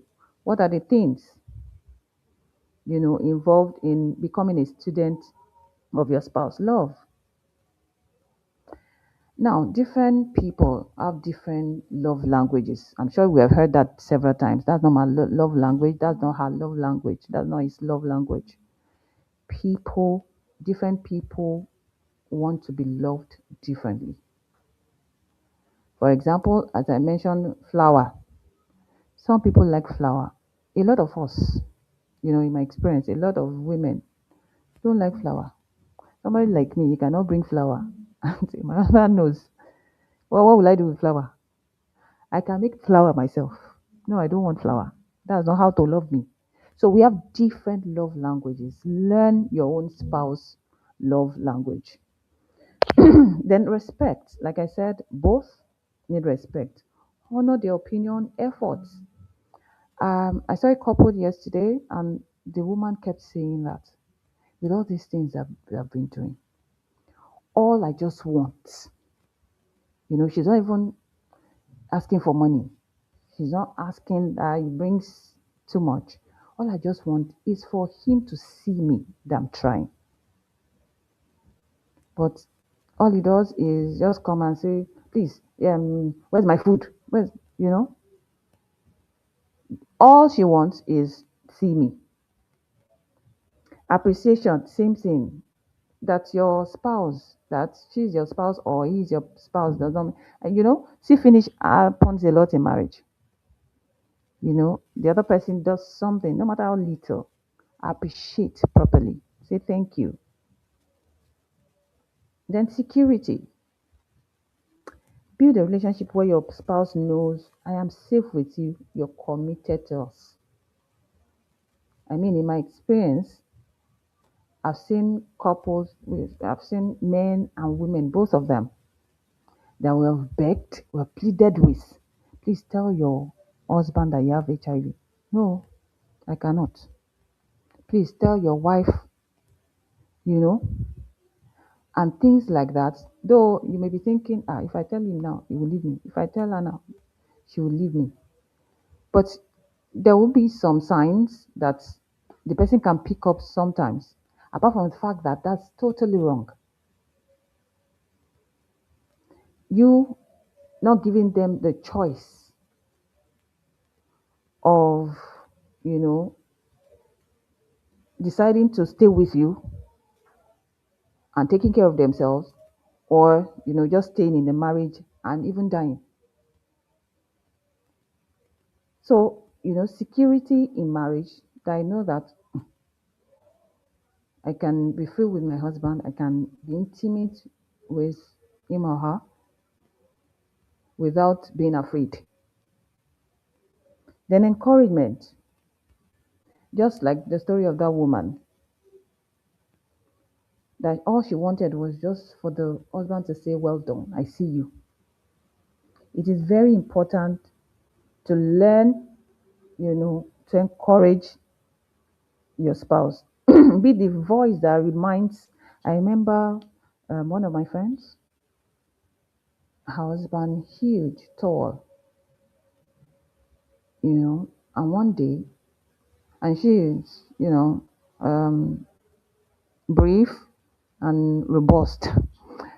So she said the husband came home one day, and as he entered the house, she was still trying to, oh, welcome, and the guy just fell flat on his face and started to cry.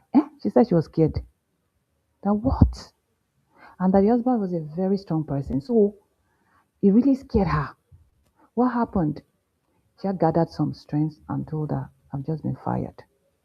A misunderstanding happened at work. And because he didn't want to, report some people so as not to, he lost his own job in the process. The wife said she didn't know where that thought came from. She just told him, it's their loss. They don't know you. I know you, and I know what you're capable of. They have lost. They have lost a very good hand. She said, she had not finished saying that, and the husband just started getting up. It was, I think, a few weeks later, he got a job with a multinational company. So without those encouraging words, he would have sunk deeper and even entered depression. Then another one is companionship.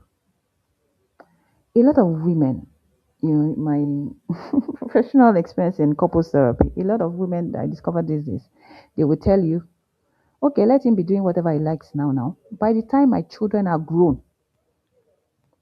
and I go to do Omugo abroad or in their house, I will leave him alone. He will suffer. A woman was still saying that in my office yesterday. And I was like, well, you can't stay in your children's house forever, right? Even when you go to do Omugo. So, as much as you think you want to make him suffer, you will suffer too. Because at this age that the children have left, they call it empty nest or something, you're going to need companionship too. So it's very important to start building one now. Be friends with your spouse so that you can be fair to each other. Another one is affection, of course.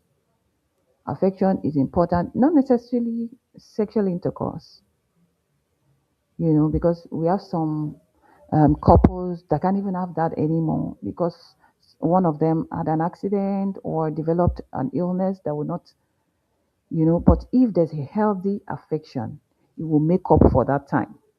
Then trust is very important in marriage. I'm trying to let me run quickly through this. Communication styles matter. Dr. Adeyemo has done a lot of justice there, giving us different personality types and, even helping us to identify those ones that we should run from. So, how we speak can determine whether a conversation heals or harms. I'm sure a lot of us know this. But what we do, having the skill of effective listening is not something that is common. And it's also not easy. But it's important for a marriage that is healthy or harmonious. We listen, what we do is to listen to respond. We'll be thinking in our mind, when he finishes or when she finishes, I'll give him a piece of my mind. So that way, you don't even understand what the person is saying. You can't see from the person's perspective. So listening to understand, not to respond, is very important. Speaking respectfully. We've talked about this severally. Avoid blame and insults. It's your fault that child now failed. It's your fault. No. Apportioning blame. I know in this part of the world it's not easy not to do all these things. But we're saying that to have a harmonious marriage, of which divorce rate is high now. Well, we don't even divorce here. What we do is separate. You see people still legally married and they are separate. So ask before assuming. We assume a lot. Oh, I know him now. I've been living with him for. You see, that woman didn't assume. She asked. So ask before assuming that this person has done this. Give full attention. Like I said, technology has taken human relationship away from us. We'll be together and we'll also be apart. That's what's happening right now. So except we intentionally, when we're with our spouse, we drop our phone. I try to do that a lot.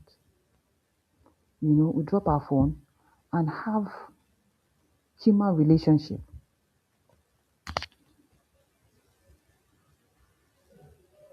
Okay, so the next one is emotional intelligence, of which Dr. Adeyem has also done justice to.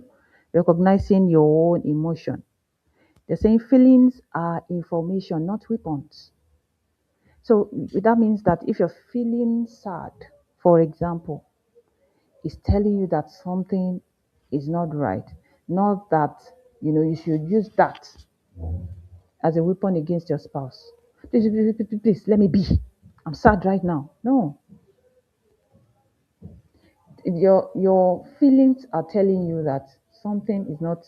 I remember when I was way younger, I was a child under 13. I would have those feelings once in a while, and I'd not even dreamt of going to university, talk less or getting into psychology. But as a child, that was what I was doing. So anytime I felt any type of way, I would sit down and be like, okay, so what's going on? Why am I feeling this way? Until I put my finger on that thing. I'm like, okay, so if this is what is happening, if I do this, what will happen and all that. So your feelings are information and not weapon that you should use against people. Recognize your emotions. That's how emotional intelligence starts. Not being passive. You're not telling you to sweep things under the carpet and say, I just want to be peaceful. No. Recognize your, and that's why um, assertiveness skill is very important for everyone in any relationship. Be polite but firm. Then pause before reacting. The way we're wired, especially in Africa, as they're bringing it, you hear kilagbe kileju. As they're bringing it, you're throwing your own back. But it is very important, if you want to build a healthy marriage, to pause, to just keep quiet sometimes or step back and think about it before reacting. Then manage anger constructively. Part of how you can manage anger is pausing to apologize sincerely. I remember I'm trying to rush through so that, it's 3 o'clock already. I remember one of my friends, she said that her husband didn't know how to apologize. But, there was one day that she tried to confront him for that. He said he offended her and he now said, Mabinu, which means don't be offended. That triggered her. Why would you tell me how to feel? What do you mean don't be offended? What you're supposed to say is I'm sorry. It's funny, but to an extent I agree. Mabinu means don't be offended. You're telling her not to be offended when you have done something to make her be offended. She now said, of course, he didn't know that, that meant that you were telling her how to feel. So managing anger constructively, of which is, part of being a student of our spouse or whoever we are in relationship with. Then forgiving intentionally. Someone said, before my husband offends me, I forgive him ahead. I think that's what we should all do too. Knowing that to err is human and forgiving intentionally is important in a healthy marriage. Then staying emotionally available. Let's drop our phones. Let's not think that the other person will always be there. So you just, you know, do anyhow.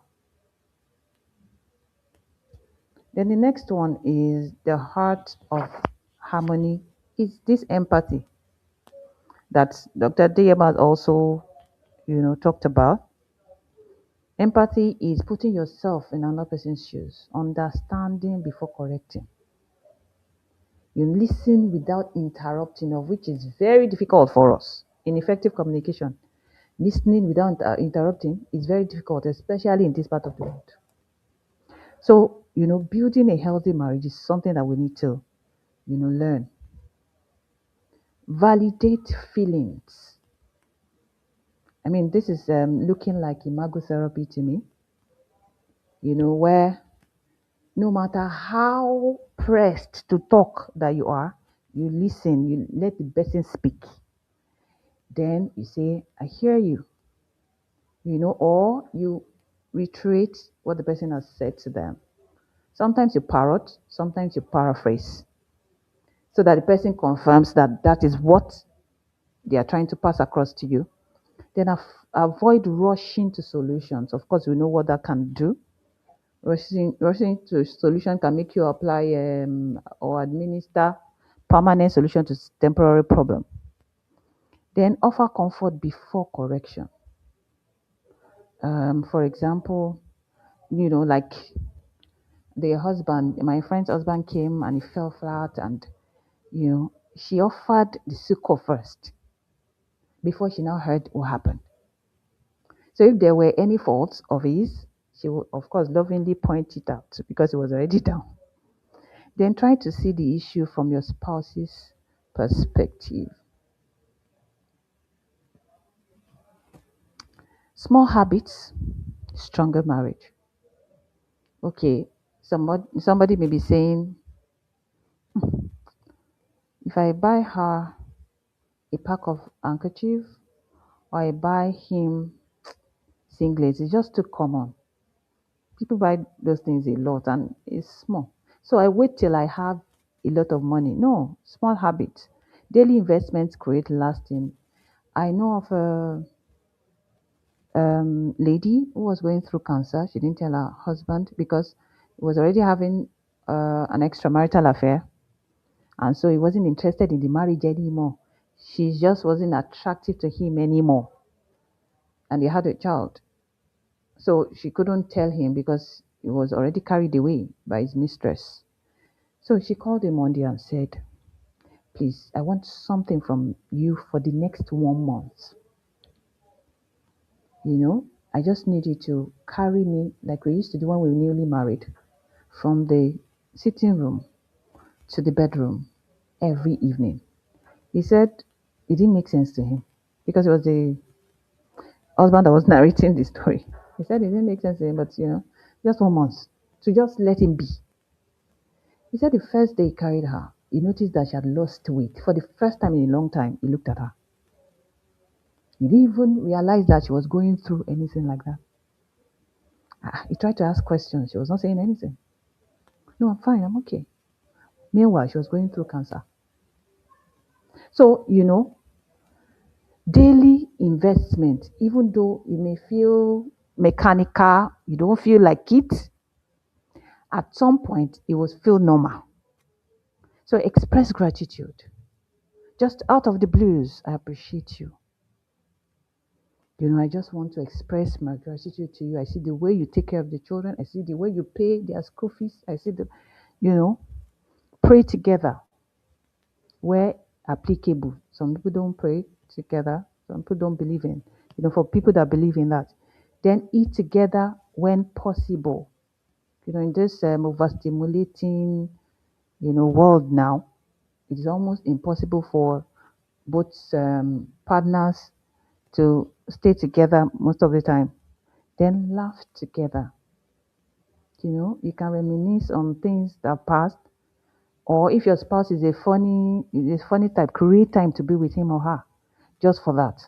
Then resolve conflicts promptly. Don't let it linger. A lot of us, when our marriages were young, we can keep malice. But at some point you realize that as long as it lingers, it affects the marriage, negatively. So immediately conflicts happen, apart from stepping back for a while just to, you know, explore what's going on so that you can respond appropriately. Don't let it linger. Then celebrate small victories, no matter how small. She was able to stay with the children for the term, and when their results were ready, they did well because she stayed with them, read with them. I appreciate that, celebrate that with them, make it a big deal. Then speak words that heal, just like my friend. So, harmony formula. What we practice repeatedly becomes the culture of the home. Like small habits will become, the person. We need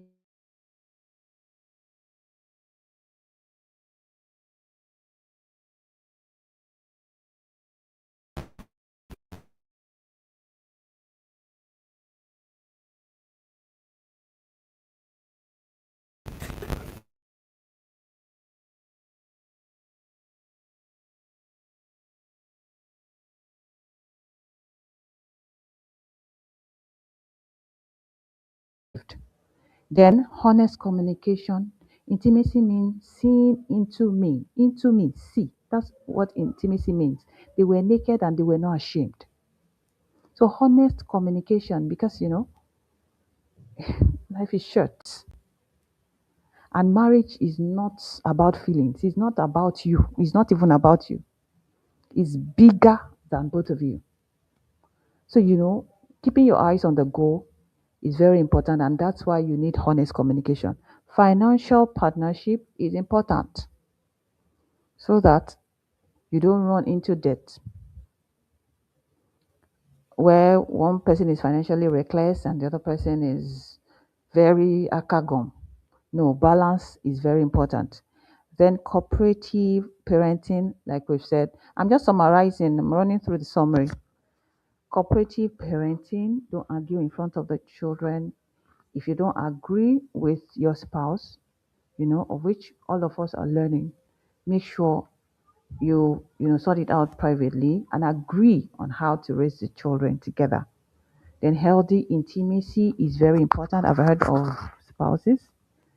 I think a spouse had not had, and they were living in the same house, intimacy for 10 years. Another one, 2 years.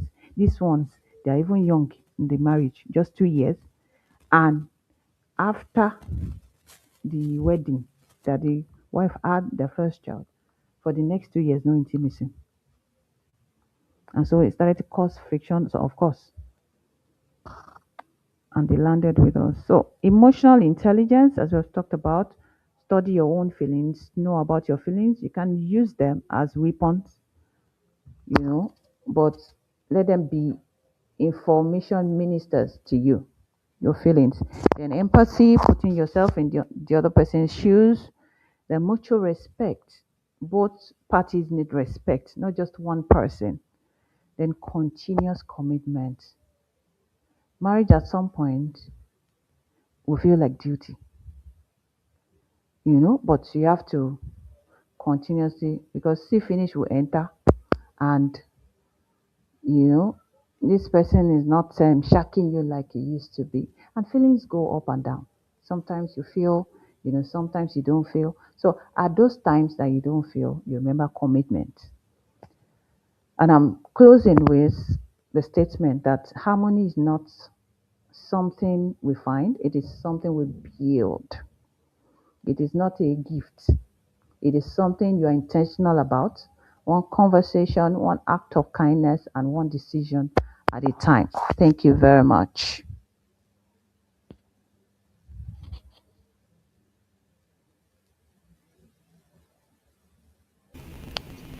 Thank you. Thank you. Oh, okay, she's gone. Hello. I can hear you now. The network is. I don't know if you heard me because the network has been acting up badly. Yeah. Hello. Can you hear me? Yes, now. Very much. I enjoyed. It has not changed really much. I didn't hear that. I didn't hear Your voice that. has not changed. I said your voice has not changed really much from what Oh, we okay. used. You used to Yes, do. I agree with the fact that marriage, it's about commitment. I note that yes, sometimes it feels like duty, but Hmm. but we need to remember the commitment to move on. So that rings a bell for me, and we think with this we should open up the um, discussion for questions from the audience. So if anybody has questions, they can ask now. Though on the comment sections for this stream, this thing they've been asking questions, but I think yes, it's open. The floor is open for them to ask further questions now, so that you can. If any question is directed at me, I will answer. If anyone is directed at you, you will answer as well. So the floor is open for the audience to ask their questions. Thank you. Okay, Mrs. Oshunubi. In fact, I really enjoyed the discussion. You did a great job. Thank You did you. a great job, and it was enlightening and very insightful. And while we are waiting for a network, okay, while we are waiting for questions, I would just like us to have maybe Okay. few discussions, then eventually wrap up the session if we don't have any question. I So think the issue of I'm marriage, having so one many in the funny comment things. section here. The issue of flowers, the issue Oh of no, it's not. It's one I've answered because having they asked questions. wanting things to be done, wanting things to be done in specific ways. Now, when we talk about harmony or personality, we're talking about differences, seeing how we can bring things together. And marriage is one of the institutions that I don't really like to interfere because whole lot for me. It's a whole lot, sincerely, because to people's story, and it's almost like, where do we pick things from? So most times I just like to do other things and just leave the issue of marriage, relationship, marriage in particular alone. But situations where in situations where it's like one person is the one trying to put in the effort. It could be the man, it could be the woman, and it's only one-sided. And the problematic problematic thing about it is that sometimes you tell them, let's go for therapy. Partner will say no. What will they tell me there? What do they know? Maybe, okay, let's involve a third party, and it's like, oh, anything that happens in this family ends here. Now, how do we handle of involving third party in family relationship, when there are issues that are difficult to manage within ourselves? Okay, hope you got my question, ma.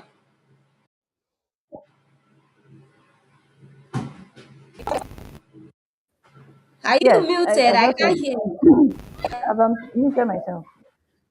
You were asking that if the effort is one-sided, if the effort is one-sided, what do you do?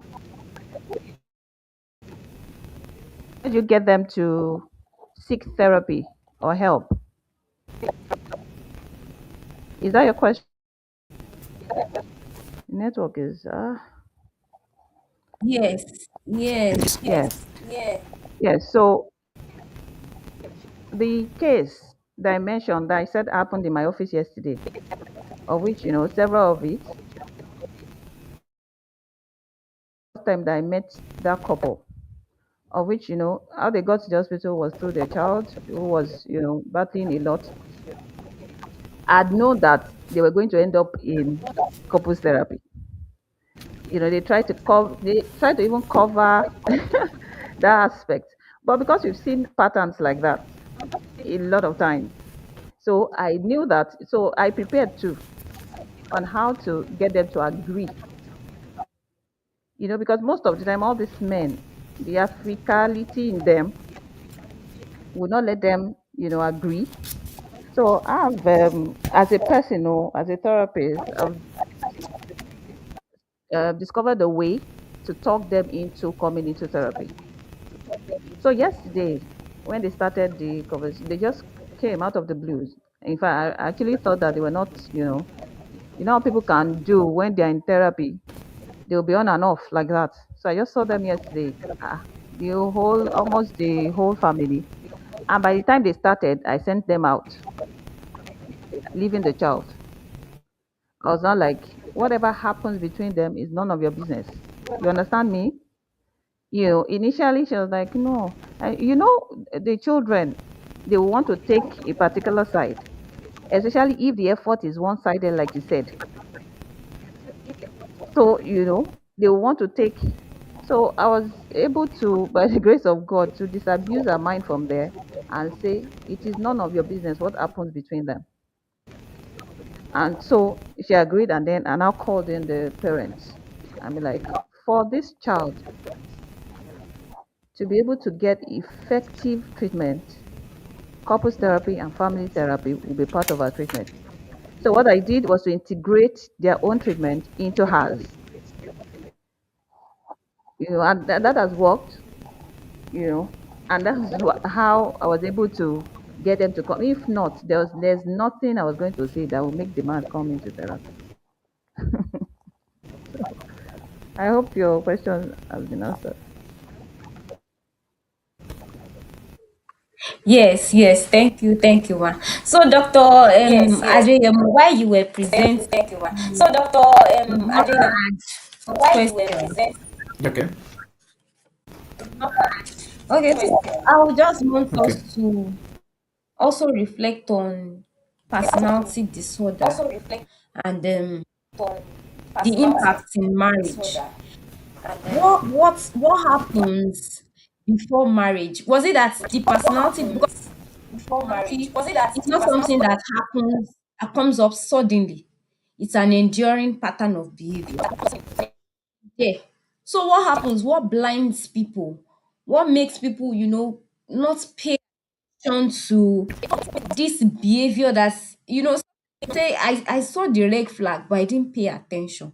So in situations where, because I'm sure that personality disorder might necessarily not start in marriage, has been there, it's likely that the person has this problem before marriage. So what blinds people? What makes people not to pay attention to personality disorders before marriage? Or is it that personality disorder, happen or starts marriage or challenges? Because, for example, sorry to keep you waiting or listening, as in trying to explain the context. I saw a particular couple, and they were trying to, each of them were trying to narrate of the story. The man has started employing the use of words and all that. Then he was like, "Hey, he's my wife now. He's on that. She's on." And I asked him, I said, "Okay, before you got married to this man, you use this do you use kind of words on her?" He said no. I said, "Okay. Before you got married to her, behaving in this way?" She said no. I said, "Okay, if you were not using these words before marriage, assume that you picked up these words along the line when you felt you needed some of these things to get back at her." Now, my question is it that these personality disorders or problems that we see in marriage are, or what blinds people? They can't, it's difficult for them to identify the red flags when they see them before marriage.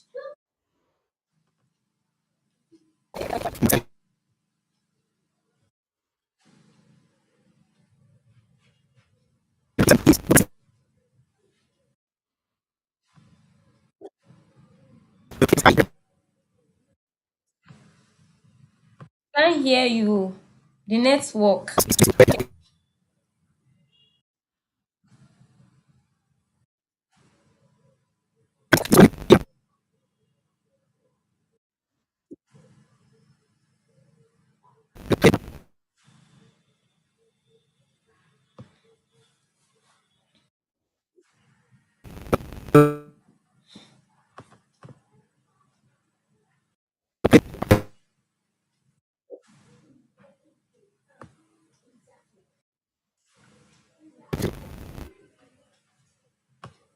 Is it Hear just you. We me that didn't hear you.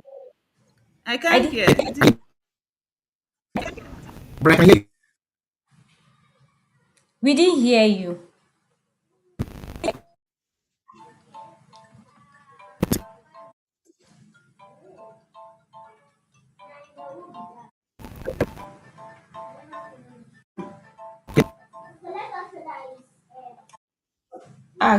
Going.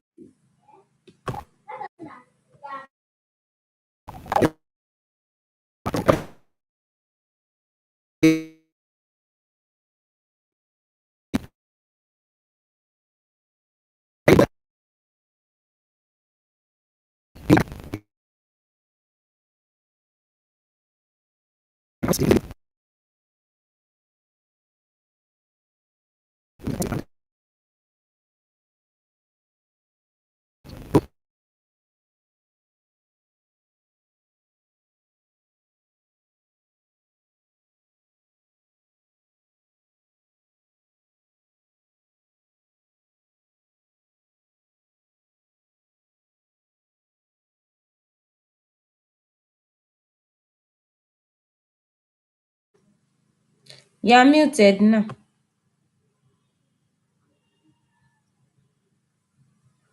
Dr. Emo, you're muted now.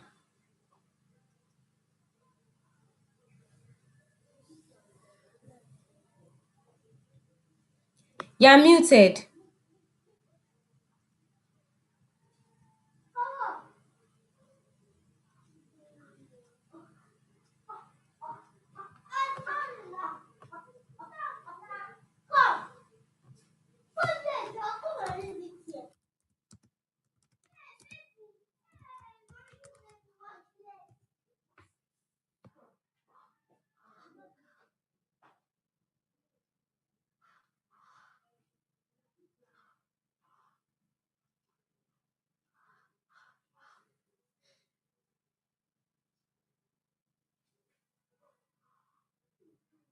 Wow.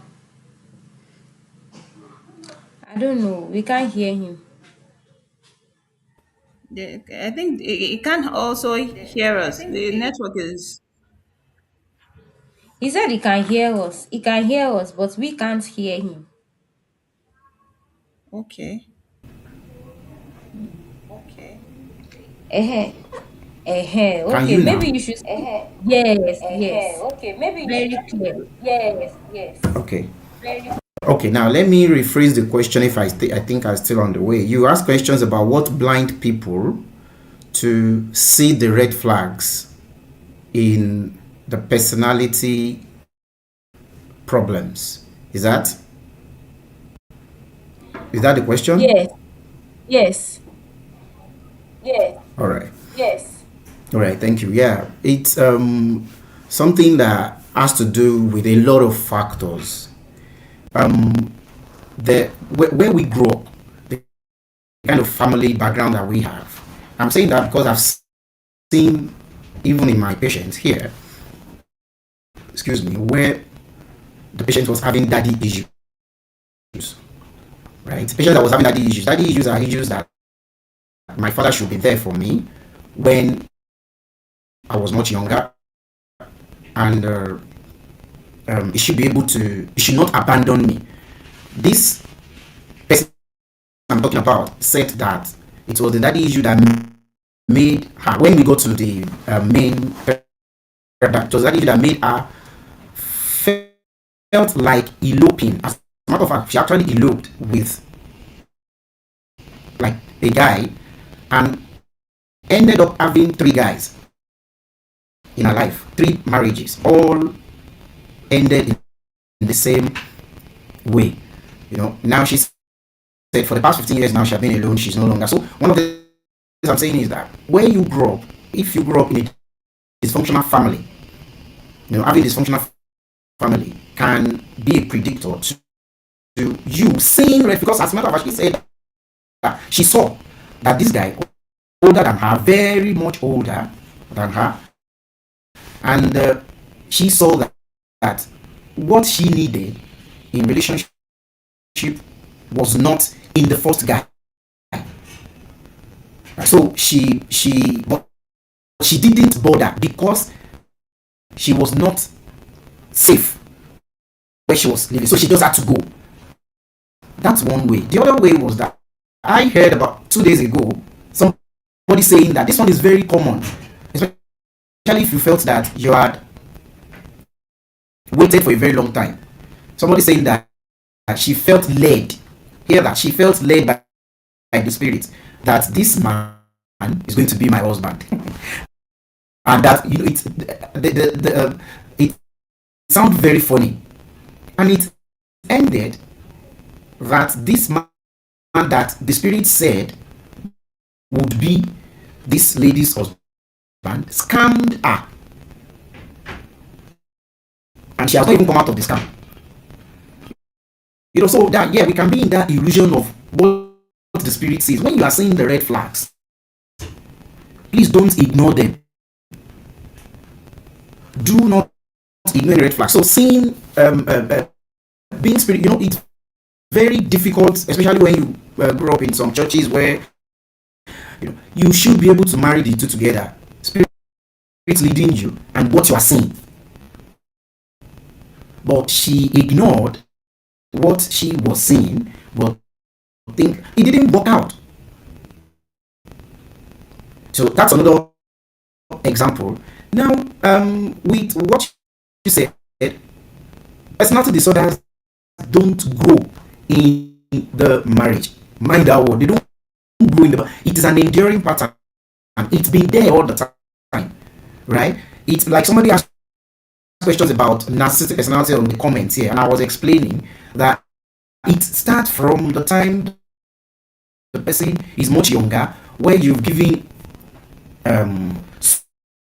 some freedom for this person to behave in this particular way. And I used to tell my patient that you are not responsible for the behavior of anybody who has personality disorders. Therefore, you should not feel bad about it. You are not responsible for the way the person is behaving. Get it? The person is behaving like that in the marriage. The person is behaving like that all the time. So it's you consciously ignoring. But of course, sometimes some of these behaviors can independently happen in the marriage. You may be wondering, what am I saying? It can independently happen in the. It can have the time of growth or the time of manifestation in the marriage, where you become, but we may not necessarily say that this is personality. We can now be saying that it's a narcissistic like behavior in marriage, where you start gaslighting, you start making people feel bad about themselves. Now, the thing there in the marriage is that the person at the receiving end, the person now becoming the victim, is having their self-esteem ruined, because the target of anybody abusing in them in relationship is to ruin self-esteem. Now, when the self-esteem is gone, the most important part of your personality as the victim is gone. So it now makes you start asking, second guessing yourself. When your relationship has gotten to that level, when you think your behavior is not correct, when you should be doing things, when you think that what you're doing is subjected to someone's approval, total approval, even when it comes to your own well-being, when it comes to your own self-care, right? You should have a second look. You should have a second look. I'm saying that again because now it's now leading to you losing the most important thing you have come into that relationship with, which is your self-esteem. So, and also, yes, when another thing that can be very that can predict that is when the background of anybody going into, I'm saying anybody because it can be either way, either the man or the woman in the relationship, when there have been previous abuse, when there have been previous abuses in the past, that you are now seeing in this guy like your savior, that is the one that can save you out of all the abuses you've been to, the one that, so you finding it that, oh, when I am married to this person, without asking questions, and when you see the red flags, the signs, you neglect them because you think you are living an abusive marriage to go into a bliss, but the bliss you want to go into, you have neglected the red flags. So that also can be something that can predict people trying connect, or people getting connected with those who have personality issues. But the question I also, I mean, the thing I always say to this is, can people be helped with this? And the answer, maybe because of my orientation, and the answer is yes. Yes. But the yes comes with a proviso. Is the person with the personality problem willing to subject themselves to the process of help? Do you understand what I'm trying to say? Is the person willing? Because most of these personality disorders, like we've said, are enduring. It has become a pattern of behavior. It has become a way of looking at the looking at life. It has become the person's worldview. Is this person willing to subject himself to the process of receiving help? If the answer is yes, I would encourage anybody, both of them, to go for couples therapy to subject themselves to. But if the answer is no, the therapist can only do little. You only deal with the person you are seeing. You only deal with the person in front of you, right? It have I done something like that in the past? Yes, I have seen a lot of people that receive one-sided couples therapy because the other guy is not willing to show. Do you understand what I'm saying? The other guy is not willing to show. So you are working double to prepare your own client and prepare your own client for the husband or the wife. So it's too. But if the partner is willing to submit to therapy, well, yeah, it works. It may take longer time because of the enduring nature of personality, but it still works fine for them. I hope I'm able to answer this question convincingly, Yes, a yes, little. yes, yes, yes, yes, yes. Thank you so much. It's been, Yeah. a wonderful afternoon with Dr. Adeyemo and Mrs. Oshunubi. I want to say a very big thank you for admitting to be here with me this afternoon. I understand that it's a whole lot for two of you. I understand, and I do not take that for granted. So, it's been a long afternoon, and I'm sure that you have other things to attend to. But sincerely, I want to appreciate every bit of effort that has been put into this. I say God bless you, and I hope that people that would, listen to this conversation after will learn. In fact, personally, I'm still going to, listen to it once again. And don't be shocked if you see small, small clips, at least to remind ourselves of what we have learned. So, once again, I say thank you very much to our speakers and to everyone who has stayed tuned. Some joined, some had to leave, and some are still listening. I say thank you to everyone and a very good afternoon. On this note, I say bye for now, and we'll be meeting when we're having our next discussion. Thank you so much. Bye. Yeah. All right. Bye bye. Thank you.